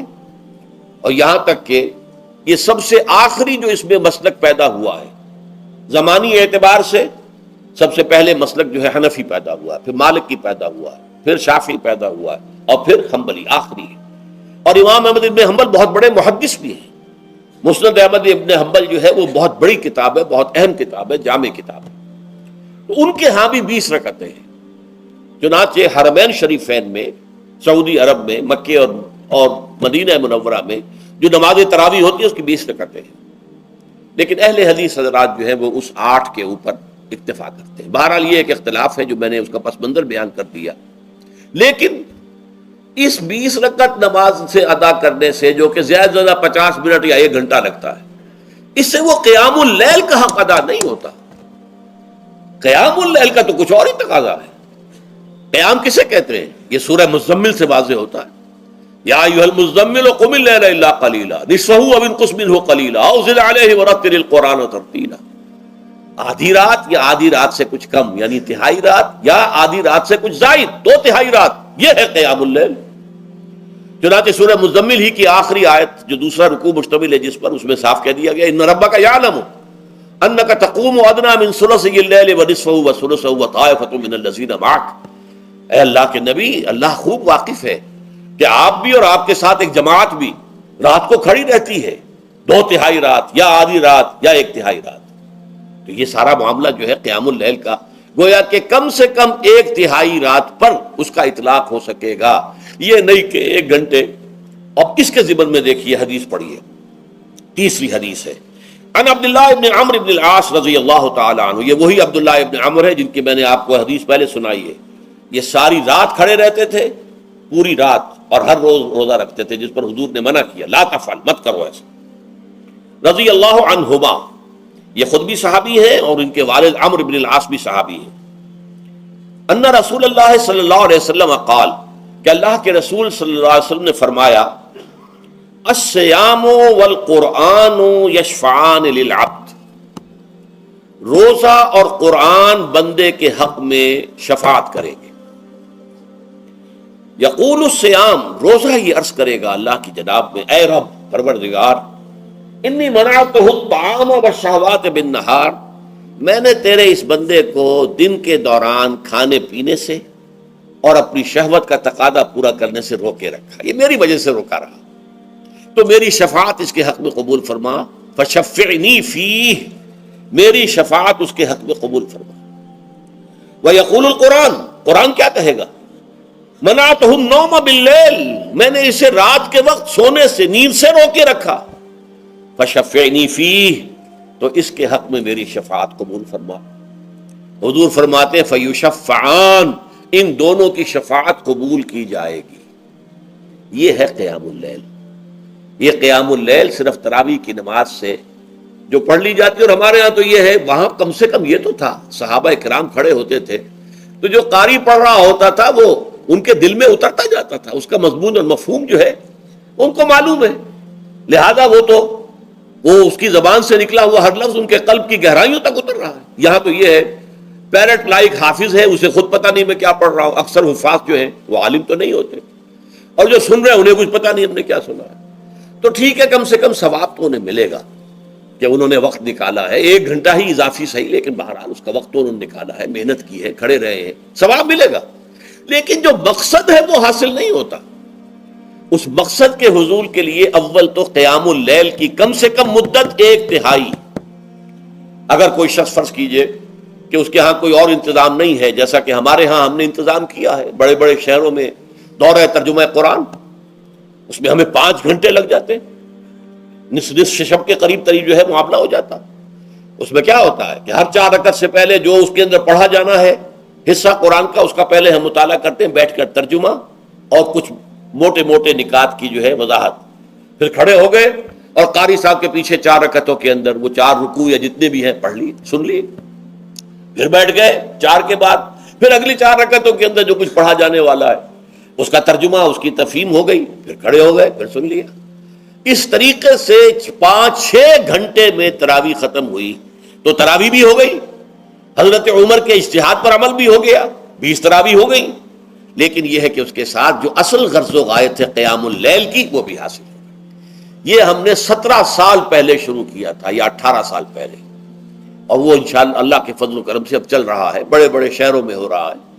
لاہور میں جن مقامات پر ہو رہا ہے وہ تازہ جو ندائے خلافت ہے اس کے اندر آپ اس کی فہرست دیکھ لیں، کراچی میں تو اس سے غالباً 3 گنا مقامات کے اوپر وہ کام ہو رہا ہے، اور دوسرے شہروں میں بھی ہو رہا ہے۔ تو اس سے در حقیقت وہ غرض و غایت، وہ حکمت جو ہے پوری ہوتی ہے کہ یہ دونوں چیزیں پیرلل ہیں۔ من صام رمضان ایمانا واحتسابا غفر له ما تقدم من ذنبه ومن قام رمضان ایمانا واحتسابا غفر له ما تقدم من ذنبه۔ تو صیام اور قیام جو ہے ان دونوں کا حق ادا ہو جاتا ہے۔ تو یہ ہے شہر رمضان الذی انزل فیہ القرآن ھدی للناس وبینات من الھدی والفرقان فمن شہد منکم الشہر فلیصم ومن کان مریضا او علی سفر فعدۃ من ایام اخر یرید اللہ بکم اليسر ولا یرید بکم العسر ولتکملوا العدۃ ولتکبروا اللہ علی ما ھداکم ولعلکم تشکرون۔ اب جو آخری لفظ ہے لعلکم تشکرون، اب اس کی وضاحت سمجھیے۔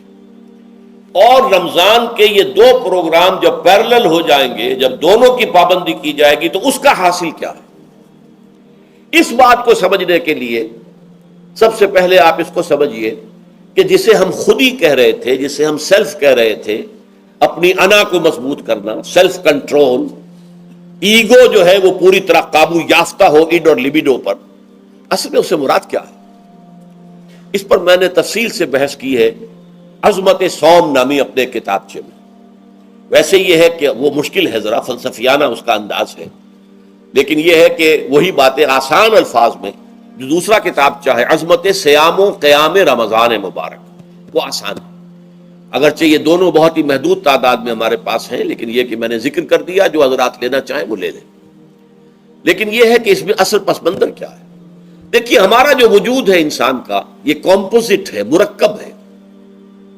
ہمارے 2 وجود ہیں جو جوڑ دیے گئے، کیسے جوڑ دیے گئے ہم نہیں جانتے، لیکن ہے 2 وجود۔ ایک وجود حیوانی ہے، میں نے عرض کیا تھا پہلے ہی، ہر انسان ایک حیوان بھی ہے مکمل، سارے حیوانی تقاضے ہمارے اندر بھی ہیں، لیکن حیوان اور انسان میں بنیادی فرق یہ ہے کہ انسان کا جو اصل وجود ہے وہ روحانی ہے۔ اس روحانی وجود کی وجہ سے انسان کا وہ مقام ہوا کہ تمام فرشتوں کو اس کو سجدہ کرنے کا حکم دیا گیا۔ فَإِذَا سَوَّيْتُهُ وَنَفَخْتُ فِيهِ مِن رُوحِي فَقَعُوا لَهُ سَاجِدِينَ۔ فرشتوں سے کہہ دیا گیا تھا کہ میں ایک بشر پیدا کرنے والا ہوں مٹی سے، جب میں اسے پیدا کر لوں اور اس کی ناک پلک سنوار دوں، 2 پلک درست کر دوں، تو پھر اس کے سامنے اور اس میں اپنی روح میں سے پھونک دوں تو گر پڑنا اس کے سامنے سجدے میں۔ حیوان انسان اور انسان روحانی، یہ دونوں مل کر اب آدم بنے ہیں۔ نمبر 2، اس حیوان انسان کا وجود زمین سے ہے، مٹی سے پیدا کی، مٹی سے، گارے سے، طین لازب سے، چپچکانے والے گارے سے، وہ جس میں کہ بدبو پیدا ہو جائے، یہ ساری باتیں کہی گئی ہیں، اور سائنس بھی کہتی ہے مٹی سے پیدا ہوئے، کیسے پیدا ہوئے اس میں اختلاف ہے، لیکن یہ کہ ہے مٹی ہماری اوریجن، قرآن بھی کہتا ہے اور سائنس بھی کہتی ہے۔ اور ہمارے وجود کو جب وہ تھک جائے، مزمحل ہو جائے، اس کی انرجی کم ہو جائے، تو اس کے لیے جو غذا ہے، جو تقویت ہے، وہ بھی ساری زمین سے آ رہی ہے۔ آپ نے پھل کھائے، آپ نے گندم کھائی، آپ نے چاول کہاں سے آ رہے ہیں؟ اچھا بکری کا گوشت کھایا تو بکری کا گوشت کس چیز سے بنا ہے؟ اس نے گھاس کھائی ہے، اس نے پتے کھائے ہیں، وہیں سے تو بنا ہے نا۔ الٹیمیٹ سورس آپ کے وجود حیوانی کے لیے جو آ رہی ہے وہ زمین ہے۔ وجود روحانی کو بھی تقویت کی ضرورت ہے، وہ بھی مزمحل ہوتی ہے، کمزور ہو جاتی ہے، خاص طور پر جبکہ وجود حیوانی کا اس پر غلبہ ہو جائے، تب تو یوں سمجھیے کہ وہ بالکل بے ہوش ہو کر موت کے قریب پہنچ جاتی ہے۔ اس کی تقویت، اس کی غذا وہیں سے آئی ہے جہاں سے روح آئی ہے، وہ کلام ربانی ہے، روح ربانی۔ نفخت فیہ من روحی من روحی من روحی، میں پھونک دوں اس میں اپنی روح میں سے۔ روح کا تعلق ذات باری تعالیٰ کے ساتھ ہے۔ اسی طرح کلام ربانی کہاں سے آیا ہے؟ اللہ تعالیٰ کے پاس سے آیا ہے، یہ اس کی تقویت کا ذریعہ ہے۔ اب عام حالات میں کیا ہوتا ہے؟ ہمارا یہ وجود حیوانی چھایا ہوا ہے ہمارے وجود کے اوپر، بیچاری روح جو ہے دبی رہتی ہے، پسی رہتی ہے۔ اگر خدا نے خواستہ ہم گناہ گار بھی ہیں، گناہ پر گناہ کا ارتکاب کر رہے ہیں، تو وہ روح جو ہے وہ قلب کے آئینے شیشے کے اندر ہے۔ فیہا مصباح المصباح فی زجاجہ الزجاجہ تو کانہا کوکب دری، قلب جو ہے ایک شیشے کے مانند ہے جس کے اندر روح کا چراغ جل رہا ہے۔ اب اگر یہ اوپر جو شیشہ ہے اس پر دھواں آ گیا، لالٹین کی چمنی پر دھواں آ گیا، تو اب روشنی باہر تو نہیں آئے گی۔ اگر انسان گناہ کرتا ہے تو قلب پر رین زنگ آ جاتا ہے، یا حضور نے فرمایا ایک داغ لگ جاتا ہے، اور گناہ کرتا ہے اور داغ لگتا ہے، اور گناہ کرتا ہے اور داغ، یہاں تک کہ بالآخر پورا قلب سیاہ ہو جاتا ہے۔ اب وہ روح اندر بند ہو گئی، وہ دفن ہو گئی۔ اس کے لیے اب ضروری ہے کہ اب ایک پروگرام ایسا دیا جائے جو ریورس ہو جائے۔ دن میں روزہ رکھواؤ تاکہ وہ جو اینیمل انسٹنکٹس ہے وہ دبے، تو جب یہ وزن جو ہے اس کے اوپر کم ہوگا تو کچھ سائی آف ریلیف اسے ملے گی۔ جیسے بے ہوش آدمی پڑا ہے، اسے کوئی ہلکا سا ہوش آ رہا ہے، آپ نے پانی کے کچھ چھینٹے دیے، اس کے بعد آپ نے رات کو کھڑے ہو کر قرآن کے انوار کو اتارا، بارش برس رہی ہے روح انسانی کے اوپر، قلب روحانی، قلب انسانی کے اوپر، جس میں کہ وہ روح جو ہے وہ دفن ہے، وہ زندہ ہوگی اثر نو، ہوش میں آئے گی۔ اور ہوش میں آئے گی تو دو کام ہوں گے، ایک تو اسے قرآن کی عظمت کا احساس ہوگا، یہ قرآن میری حیات تازہ کا ذریعہ بنا ہے، میں دب گئی تھی، میں پس گئی تھی، میں بے ہوش تھی، میں نیم مردہ تھی، اس قرآن کی بارش نے، یہ ترشح جو ہوا ہے مجھ پر، اس نے مجھے حیات تازہ عطا فرمائی۔ یہ جو قدر کا احساس ہوگا قرآن کا، لعلکم تشکرون، تاکہ تم قرآن کی عظمت سے واقف ہو جاؤ۔ ایک انسان بھوک کی وجہ سے اس کا شوگر لیول اتنا گر گیا کہ بے ہوش پڑا ہوا، اب ظاہر بات ہے کہ آپ اسے کچھ پانی کے چھینٹے دیں گے تو کچھ ہوش میں آئے گا، پھر غذا دیں گے تو اب وہ پوری توانائی پر آئے گا، تو معلوم ہوگا اسے اس غذا کی کیا قدر و قیمت ہے۔ اگر آپ کو بھوک ہی نہیں لگتی تو غذا بے معنی شے ہے، پیاس ہی نہ لگے تو آپ کو کیا معلوم کہ اس پانی کے اندر کتنی بڑی عظمت ہے، یہ میرے لیے کتنا بڑا انعام و احسان ہے اللہ کا۔ وہ تو پیاس پر، جان پر بنی ہوئی ہو، اور پیاس اس وقت آپ کو ایک گھونٹ پانی کوئی دے دے تو آپ کو معلوم ہوگا دنیا و مافیا سے بڑھ کر ہے یہ ایک گھونٹ پانی جو مجھے ملا ہے۔ اسی طرح جب روح دبی ہوئی تھی حیوانی وجود کے بوجھ تلے، جبکہ وہ نیم خابیدہ یا نیم بے ہوش یا بالکل بے ہوش تھی، وہ دن میں تو روزہ رکھ کر اس پر سے حیوانی وجود کا وزن کم کیا گیا، اسے ایک ریلیف ملی۔ رات کو قرآن مجید کے انوار و برکات اس میں جذب کیے گئے تو اس کو پوری توانائی حاصل ہوئی۔ اس پوری توانائی کا پہلا نتیجہ تشکر، قرآن کا شکر، الحمدللہ الذی انزل علی عبدہ الکتاب ولم یجعل لہ عوجا۔ پھر وہ قلب کی گہرائیوں سے نکلے گا، سارا شکر اس اللہ کے لیے جس نے اپنے بندے پر صلی اللہ علیہ وسلم کتاب نازل کی اور اس میں کوئی کنجی نہیں رکھی، کسی طرح کی ایش پیش نہیں.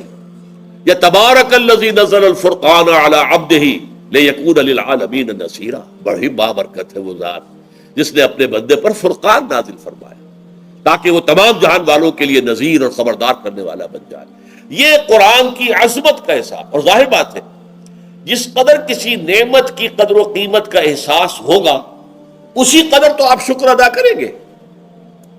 اگر آپ نے کسی بچے کے ہاتھ پر ہیرا رکھ دیا، اسے کیا پتا یہ ہیرا کس بلا کا نام ہوتا ہے، وہ سمجھے گا کانچ کا ٹکڑا ہے.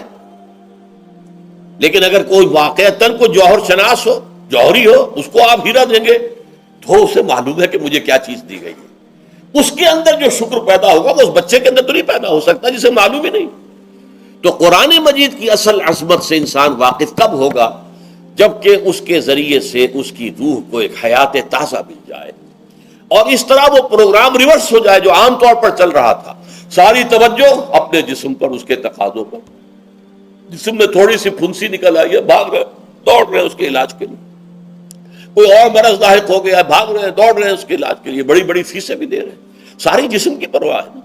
روزانہ نہا رہے ہیں اور اچھے سے اچھا صابن لا کر نہا رہے ہیں، وہ جسم کی پرواہ ہے نا، اس کی دیکھ بھال ہے. روح کی طرف توجہ ہی نہیں. یہ ہے وہ بات جو کہی گئی ہے سورہ حشر میں اور جسے علامہ اقبال نے پھر اپنے فلسفہ خودی کی اساس اور سورس قرار دیا ہے. وَلَا تَكُونُوا كَالَّذِينَ نَسُوا اللَّهَ فَأَنسَاهُمْ أَنفُسَهُمْ أُولَٰئِكَ هُمُ الْفَاسِقُونَ. دیکھو اے مسلمانوں، ان لوگوں کے مانند نہ ہو جانا جنہوں نے اللہ کو بھلا دیا تو اللہ نے انہیں اپنے آپ سے غافل کر دیا، اور یہی لوگ فاسق و فاجر ہیں. یہ سوال پیدا ہوتا ہے کہ انسان اپنے آپ سے کہاں غافل ہوتا ہے؟ کہاں اپنے وجود حیوانی سے غافل ہوتا ہے؟ کیا بھوک لگتی ہے تو وہ ادھر ادھر منہ نہیں مارتا؟ غذا کو حاصل کرنے کے لیے کوشش نہیں کرتا؟ پیاس لگتی ہے تو کیا پانی یا کوئی اور مشروب تلاش نہیں کرتا؟ کوئی بیماری لاحق ہوتی ہے تو کیا اس کے علاج کی طرف توجہ نہیں کرتا؟ اسے آرام کی حاجت ہوتی ہے تو آرام نہیں لیتا؟ اپنے اس وجود سے تو غافل نہیں. کون سے وجود سے غافل ہوا ہے؟ وہ روحانی وجود سے غافل ہے. بھول گیا کہ میرے اندر روحانی وجود بھی ہے اور اس کا تعلق ذات باری تعالیٰ کے ساتھ. اس نے سمجھا کہ میں بس حیوان ہوں، نرا حیوان ہوں، اپنے اس وجود کی اصل حقیقت ہی سے بے خبر، غافل. چنانچہ آج کے دور کا سب سے بڑا المیہ کیا ہے؟ ڈارون کے نظریے کے جو اثرات پیدا ہوئے ہماری معاشرت پر، ہماری سوچ پر، ہمارے فکر پر، ہمارے فلسفے پر، ہماری سوشولوجی پر، وہ کیا ہے کہ ہم بھی نرے حیوان ہیں. اللہ اللہ خیر سب. یہ سب سے بڑی محرومی ہے اس دور کی کہ انسان اپنے اصل شرف سے خود ہی مستعفی ہو گیا. ہمارا کوئی وجود ہے ہی نہیں روحانی وغیرہ. روح کسے کہتے ہیں ہم نہیں جانتے، بس یہ جسم ہے. ہم اللہ کو نہیں جانتے کون ہے کون نہیں ہے. ہوگا ہم تو اس کائنات کو جانتے ہیں. ہم روح سے واقف نہیں، ہم تو اپنے جسم کو واقف. آخرت سے ہمیں کچھ پتہ نہیں، شاید ہو شاید نہ ہو، کچھ پتہ نہیں، لیکن یہ زندگی تو ہے، اسے ہم جانتے ہیں. یہ ہے آج کے انسان کا سب سے بڑا المیہ، اور یہ ہے ماس اسکیل کے اوپر ارتداد. ذہنی طور پر مرتد ہو چکے ہیں انسانوں کی عظیم اکثریت مرتد ہو چکی ہے. یہ ہے در حقیقت کہ روزہ جو ہے اس پروگرام کو آ کر ریورس کرتا ہے. دن میں کھانے پینے، جنسی تقاضے پر پابندی، وہ وجود حیوانی کا وزن کچھ کم ہے. روح جو دبی ہوئی تھی یا سسک رہی تھی یا بے ہوش تھی یا نیند مردہ تھی، اسے کچھ ریلیف ملا. اب اس کے اوپر قرآن مجید کے تیرے ضمیر پہ جب تک نہ ہو نزول کتاب، گرہ کشاہ نہ راضی نہ صاحب کشاف، ہمارے دلوں کے اوپر بارش ہو رہی ہو انوار قرآنی کی. وہ ظاہر بات ہے کہ بغیر سمجھے تو نہیں ہوگی بارش. وہ تو آپ کچھ سمجھ رہے ہوں گے تو بارش ہوگی، ورنہ تو یہ ہے کہ ٹھیک ہے میں پہلے بھی عرض کر چکا ہوں آپ کو ثواب تو ملے گا، لیکن یہ ہے کہ وہ اصل مقصد قرآن کی عظمت کا قلب کی گہرائیوں سے اعتراف جو ہے اور اس پر اللہ کا شکر تو ادا ہوگا. لعلکم تشکرون، جبکہ قرآن مجید جو ہے آپ کے قلب کے اوپر نازل، اس کا مفہوم نازل. اچھا، اس کا دوسرا نتیجہ کیا نکلتا ہے؟ جب وہ روح جو ہے وہ ہوش میں آئے گی، اس کو حیات تازہ مل گئی، وہ اپنے اصل مرکز اور منبع اور سرچشمہ کی طرف جو ہے متوجہ ہوگی. عربی زبان کا ایک مقولہ ہے، کل شیء یرجع الی اصلہ، ہر شے اپنی اصل جڑ کی طرف جو ہے لوٹتی ہے. ہمارا وجود حیوانی زمین سے زمینی کی طرف لوٹتا ہے، یعنی مرنے کے بعد زمین ہی میں چلا جائے گا. اور نمبر دو، دنیا میں بھی زمینی خواہشات، زمینی تمنائیں، آرزویں وہ ہیں. وَلَٰكِنَّهُ أَخْلَدَ إِلَى الْأَرْضِ، جیسے کہ سورہ وہ کہا گیا ہے بلعام بن باعورہ کے بارے میں سورہ اعراف میں، وہ تو زمین ہی کی طرف دھنستا چلا گیا. ہماری روح کا منبع اور سرچشمہ ذات باری تعالیٰ ہے، وہ امر رب ہے، لہذا فوراً انسان اپنے رب کی طرف متوجہ ہوتا ہے. یہ اللہ کی طرف متوجہ ہو جانا اور پھر اس سے ہم کلام ہونا اور اس سے دعا کرنا، یہ ہے روزے کا اصل مقصد. جب سیام اور قیام رمضان مبارک کا دوہرا پروگرام ہوگا تو روح انسانی یا انسان کا حیوانی وجود اپنے مرکز کی طرف مائل پرواز تھا. حسن، اس کو کہہ لیجئے اپنے مرکز کی طرف مائل پرواز ہے. روح ہر شے اپنے اصل کی طرف لوٹتی ہے، لہذا یہ اللہ کی طرف متوجہ ہوگی. یہ اللہ تعالیٰ کی طرف متوجہ ہونے کا معاملہ دنیا میں رہا ہے کہ لوگ کہیں جنگلوں میں جا کر تپسیائیں کر کے، غاروں میں بیٹھ کے، بڑی بڑی ریاضتیں کر کے کیا چاہتے تھے؟ مجھ کو ہے تیری جستجو، مجھ کو تیری تلاش ہے. خالق میرے کہاں ہے تو، مجھ کو تیری تلاش ہے.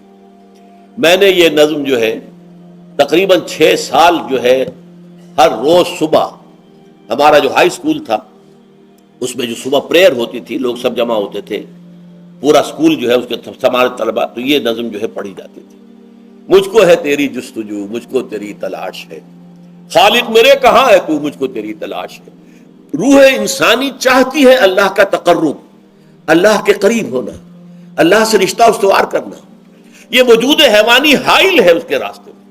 یہ حیات دنیاوی اس کے لیے پنجرا بن گئی ہے. اس روح کے لیے یہ ایک در حقیقت ایک قید خانہ ہے. جیسے کہ حضور نے فرمایا کہ دنیا سجن المومن و جنت الکافر، مومن کے حق میں یہ دنیا قید خانہ ہے. اس کی روح جو ہے یہاں آ کر اس جسد حیوانی کے اندر جو ہے وہ دفن ہو گئی ہے، قید خانہ ہے، اس پنجرے میں بند ہو گئی. تو لیکن وہ کافر کے لیے یہی باغ و بہار ہے، یہی پر عیش کرنے ہیں، یہی پر بدے لوٹنے ہیں. تو اس سے در حقیقت ریلیف ملتا ہے. تو انسان متوجہ ہوتا ہے اللہ کی طرف اور دعا کرتا ہے، اللہ سے ہم کلام ہوتا ہے. یہ ہے در حقیقت روزے اور رمضان کا جو دوسرا نتیجہ نکلتا ہے اور بلند ترین نتیجہ ہے. اس کا ذکر ہے آیت نمبر 4. اور یہ کہ بہت سے لوگ ایسے ہیں جو قرآن مجید میں نظم کے بہت قائل ہیں، لیکن میں حیران ہوں کہ اس نظم کے اندر اس کے ربط اور رشتے کو وہ تلاش کرنے سے قاصر ہے. وَإِذَا سَأَلَكَ عِبَادِي عَنِّي فَإِنِّي قَرِيبٌ، جب روح بیدار ہو جائے گی، اسے حیات تازہ ملے گی، تو اے نبی میرے بندے جب آپ سے پوچھیں میرے بارے میں، وہ میرا تقرب چاہتے ہیں، میرا قرب چاہتے ہیں، وہ چاہتے ہیں مجھ سے ہم کلام ہونا، وہ چاہتے ہیں کہ مجھے ان کے ساتھ، ان کو میرے ساتھ ایک نسبت مل جائے. وَإِذَا سَأَلَكَ عِبَادِي عَنِّي فَإِنِّي قَرِيبٌ، انہیں بتا دیجیے میں قریب ہی ہوں، میں دور نہیں ہوں. اور آیا ہے سورہ قاف میں نحن اقرب الیہ من حبل الورید، جو شہ رگ ہے انسان کی اس سے بھی زیادہ قریب ہوں میں اس سے. نوٹ کیجئے کیسے اس کی روح کا تعلق میری ذات کے ساتھ ہے براہ راست. اس کی مثال بھی میں دے چکا ہوں کئی اپنے کتابوں کے اندر. عظمت صوم نامی کتاب جب پڑھیں گے، جو حضرات بھی سمجھ سکے پوری طرح اس کے اندر یہ بات بیان ہوئی. اور اسی لیے دیکھیے حدیث آخری پڑھ لیجئے کہ حضور نے قرار دیا ہے کہ روزہ جو ہے تمام عبادات کے اندر ایک بالکل منفرد شان کا حامل ہے. وعن ابی ہریرہ رضی اللہ تعالی عنہ، اور یہ متفق علیہ روایت ہے بخاری اور مسلم دونوں کی. قال رسول اللہ صلی اللہ علیہ وسلم، قال اللہ عز وجل، اسے حدیث قدسی کہتے ہیں. حضور نے فرمایا کہ اللہ فرماتا ہے. تو یہ حدیث بھی ہو گئی کہ حضور نے ہمیں بتائی، اور حدیث قدسی ہو گئی کہ اللہ کا قول ہے جو حضور نقل کر رہے ہیں. قرآن مجید وحی جلی ہے، یہ وحی خفی ہے، لیکن یہ عام حدیثوں کے مقابلے میں اس کا مرتبہ اور مقام بہت بلند ہے کہ حضور فرما رہے کہ اللہ فرماتا ہے. یقول اللہ عز وجل کل عمل ابن آدم لہو، ابن آدم کا ہر عمل، ہر نیکی اس کے اپنے لیے، اپنے فائدے کے لیے. الا الصوم، سوائے روزے کے. فإنہ لی وأنا اجزی بہ یا اجزا بہ، یہ میرے لیے ہے اور میں خود ہی اس کی بدلہ دوں گا، یا میں خود ہی اس کا بدلہ ہوں. یہ دونوں ترجمے ہیں. عظمت صوم میں میں نے تفصیل سے بحث کی ہے کہ ویسے تو نماز بھی اللہ کے لیے، اقم الصلاۃ لذکری. حج کس لیے ہے؟ للہ علی الناس حج البیت من استطاع الیہ سبیلا، اللہ کے لیے. زکوٰۃ کس کے لیے؟ اللہ کے نام پر دی جا رہی ہے، اللہ کے لیے دی جا رہی ہے. صوم میں بات کیا ہے؟ صوم میں اصل چیز ملحوظ کیا ہے؟ روح انسانی کو تازہ کرنا، زندہ کرنا، اس کی حیات تازہ کا بندوبست کرنا، اور روح کا تعلق ذات باری تعالیٰ کے ساتھ. اس تعلق کی مثال یوں سمجھیے جیسے ہمیں معلوم ہے سورج کا فاصلہ ہم سے کتنا ہے، کروڑ میل. لیکن سورج کی کرن جو وہاں سے چل کر یہاں تک پہنچی ہے، کیا اس کا تعلق سورج سے منقطع ہے؟ سورج کے ساتھ تو تعلق قائم ہے.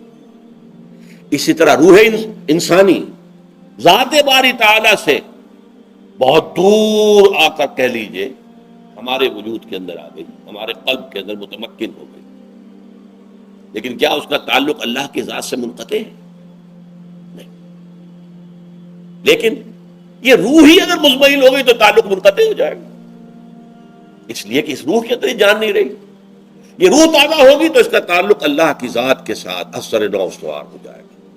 اس لیے یہ کہا یہ میرے لیے الا الصوم فانه لی، یہ میرے لیے وانا اجزی بہ یا اجزا بہ، میں خود ہی اس کا بدلہ دوں گا یا خود ہی اس کی جزا ہوں. خود ہی اس کی جزا ہوں. اللہ کے اس بندے کا تعلق میرے ساتھ ایسا قائم ہو جائے گا کہ گویا کہ اسے میں مل گیا. اور میرا یہ مل جانا ہی در حقیقت انسانیت کی معراج ہے. اور دعا کے بارے میں جان لیجئے کہ حضور نے فرمایا الدعاء مخ العبادہ، دعا جو ہے عبادت کا اصل جوہر ہے، لب لباب ہے. اور یہ بھی کہا الدعاء هو العبادہ، دعا ہی اصل عبادت ہے، دعا ہی اصل عبادت. دعا جو ہے وہ روح ہے اس کی. اور علامہ اقبال نے اپنے لیکچرز میں جو یہ خطبہ رکھا ہے اس موضوع کے لیے، میننگ آف پریئر ان اسلام، بڑا عظیم ہے. اس نے جو نقشہ کھینچا ہے کہ یہ پریئر کیا ہے؟ انائے صغیر، یہ ایگو میرا، میری انا، میری خودی، انائے صغیر. انائے کبیر کے روبرو آتی ہے. انائے کبیر اللہ، اننی انا اللہ لا الہ الا انا. یہ انا، انائے کبیر، اللہ کی انا، وہ عظیم انا، اور یہ چھوٹی سی محدود سی انا. تو ہے محیط بے کراں، میں ہوں ذرا سی آبجو، یا مجھے ہم کنار کر یا مجھے بے کنار کر. اقبال نے پتہ نہیں کس جگہ کس کیفیت میں ڈوب کر یہ شعر کہا ہے. اے اللہ تو ایک ایسے سمندر کے مانند ہے کہ جس کا کنارہ ہی نہیں. اب میں چھوٹی سی ایک پانی کی ایک چھوٹی سی ندی ہوں، آبجو ہوں چھوٹی سی. اب کیا شکل ہے؟ یا تو مجھے اپنے آپ میں ملا لے تاکہ میں بھی ناپیدا کنار ہو جاؤں. دریائے سندھ کا پانی جب سمندر میں گر جاتا تو سمندر ہی بن جاتا. اور یا پھر مجھے بھی بے کنار کر دے، میری وجود کو بھی اتنی وسعت دے دے کہ کوئی کنارہ نہ رہے. اب یہ کیا اس نے سمجھا، کیا کہا؟ لیکن میں نے وہی انائے کبیر انائے صغیر. ایک ہے نماز ہم پڑھ لیتے ہیں، آپ نے سارا پڑھ لیا، سارا تعدیل ارکان بھی کر لی، لیکن اگر آپ کا اللہ کے ساتھ ڈائریکٹ کمیونین اور ڈائریکٹ کمیونیکیشن قائم نہیں ہوا تو نماز، جس کو کہ کہا گیا کہ الصلاۃ معراج المومنین، جو قرب حضور کو حاصل ہوا معراج میں، وہ ایک بندہ مومن دنیا میں رہتے ہوئے حاصل کر سکتا ہے نماز میں، اگر اس کی روح جو ہے واقعتاً ہم کا نام ہو رہی ہو الحمدللہ رب العالمین الرحمن الرحیم مالک یوم الدین اہدنا الصراط المستقیم ایاک نعبد و اگر ہم واقعتاً ایسے کہہ رہے ہوں کہ ہمیں احساس ہو کہ ہم اللہ کے حضور میں حاضر ہیں اور عرض کر رہے ہیں، سجدہ کریں تو حدیث میں آتا ہے کہ ایسے محسوس ہو کہ گویا کہ میں نے اپنا سر اللہ کے قدموں میں رکھ دیا ہے. یہ ہے نماز. اب جو گفتگو ہو رہی ہے یہ ہم کلامی ہے. الصلاۃ معراج المومنین، اہل ایمان کے حق میں یہ نماز جو ہے یہ معراج کے درجے میں. لیکن یہ نماز کیسے نصیب ہوگی اگر روح سوئی ہوئی ہے، دبی ہوئی ہے، پسی ہوئی ہے، مزمحل ہے یا مردہ ہے؟ یہ نماز کیسے حاصل ہوگی؟ چاہے آپ 5 وقت کی نماز پڑھ رہے ہو، چاہے آپ نے ہیبٹ بنا لیا ہو نماز کو، چاہے خوش بھی ہو گیا ہو، لیکن یہ کہ جب تک وہ روح بیدار نہ ہو، جب تک ہم کلامی نہ ہو. افلاق سے آتا ہے نالوں کا جواب آخر، اٹھتے ہیں حجاب آخر، کرتے ہیں خطاب آخر. جب تک یہ نہ ہو، جیسے کہ میں ایک حدیث قدسی انشاءاللہ آج سناؤں گا سورہ فاتحہ کے ضمن میں، کہ اللہ تعالیٰ کے سامنے جب کھڑا ہو کر انسان جب کہتا ہے انی وجہت وجہی للذی فطر السماوات والارض حنیفا، دائیں بائیں سے بالکل اپنا تعلق کاٹ کر میں نے اپنا رخ کر لیا ہے اس اللہ کی طرف جس نے آسمانوں اور زمین کو پیدا کیا. اب یہ توجہ وجہ تو اگر یہ تو ہے چہرہ تو ہم نے کر دیا خانہ کعبہ کی طرف، اندر سے ہماری روح متوجہ نہیں ہوئی، وہ سوئی پڑی، اسے پتہ ہی کچھ نہیں کہ کیا ہو رہا ہے.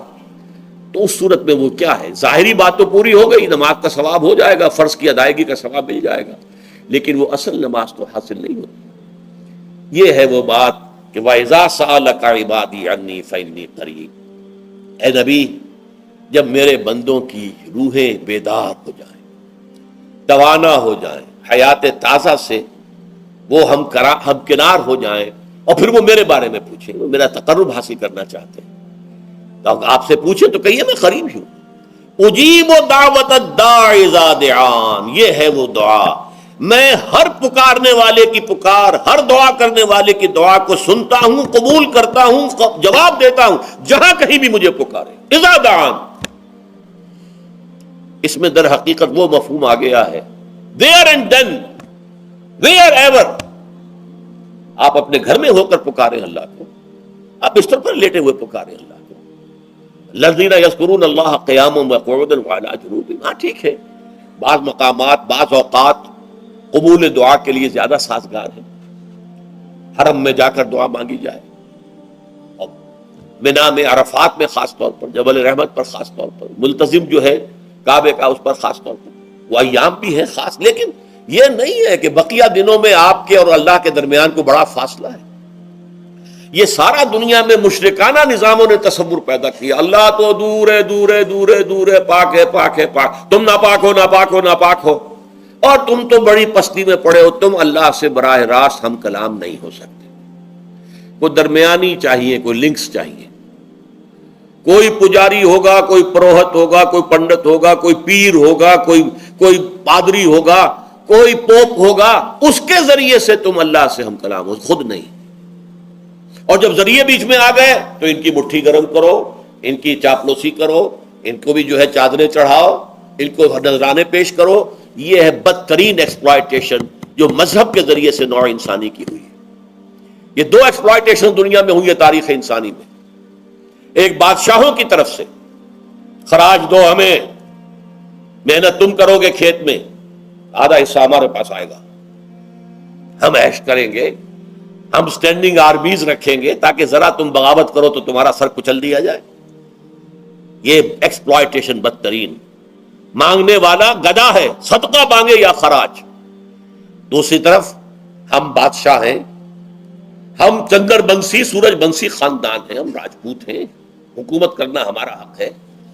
اور یہ پنڈت پروہت جو ہے وہ بھی کہیں گے کہ ٹھیک ہے، نصف لی و نصف لک وہذا قوم جاہلون، یہ عوام جو ہے ان کا خون چوسو، ہمیں یہ نذرانے پیش کریں، بتوں کو آ کے چڑھاوے چڑھائیں اور تمہیں خراج دیں اور ٹیکس دیں. They are to be exploited. Exploit ہو رہا. اسلام نے آ کر دونوں کا خاتمہ کیا. کوئی ملوکیت نہیں. زکوٰۃ ہے تو غربا کے لیے، بادشاہ کے لیے نہیں ہے، یہ تو غربا کے لیے، لہذا کوئی ٹیکس نہیں. نمبر دو، اللہ سے ہم کلام ہونے کے لیے کسی دربان، کسی جو ہے پہرے دار کی مٹھی گرم کرنے کی ضرورت نہیں. جب چاہو ہم کلام ہو جاؤ. دل کے آئینے میں ہے تصویر یار، جب ذرا گردن جھکائی دیکھ لی. یہ تو تم ہماری طرف متوجہ نہیں ہوتے، ہم تو ہر وقت کہتے ہیں، ہر شب کو آخری لمحات جو ہیں، آخری جو گھنٹے ہیں رات کے، سمائے دنیا تک ہم نزول فرما لیتے ہیں تمہارے لیے. اور پکارنے والا پکارتا ہے، حل من مستغفر فاغفر له، ہے کوئی استغفار کرنے والا کہ میں اسے بخش دوں؟ حل من سائل فاعطیہ، ہے کوئی مانگنے والا کہ میں اسے عطا کروں؟ تم ہی سوئے رہتے ہو، انٹا غفیر رہتے ہو، تمہیں ہماری طرف توجہ نہیں ہے.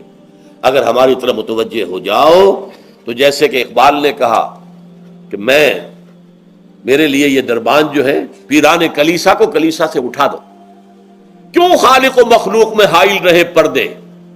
اور یہ میں نے کئی مرتبہ بیان کیا ہے، ہمارے ہاں وہ پی پی پی جو جماعت بنی تھی ایک، اب اس میں 2 پی اور ایڈ ہو گئی ہیں، پی پی پی، پھر وہ پیٹریٹ، اور اس سے آگے اپنی پہلے پارلیمنٹیرین کی پی آ گئی اور پھر پیٹریٹ کی آ گئی، 5 پیز ہو گئی.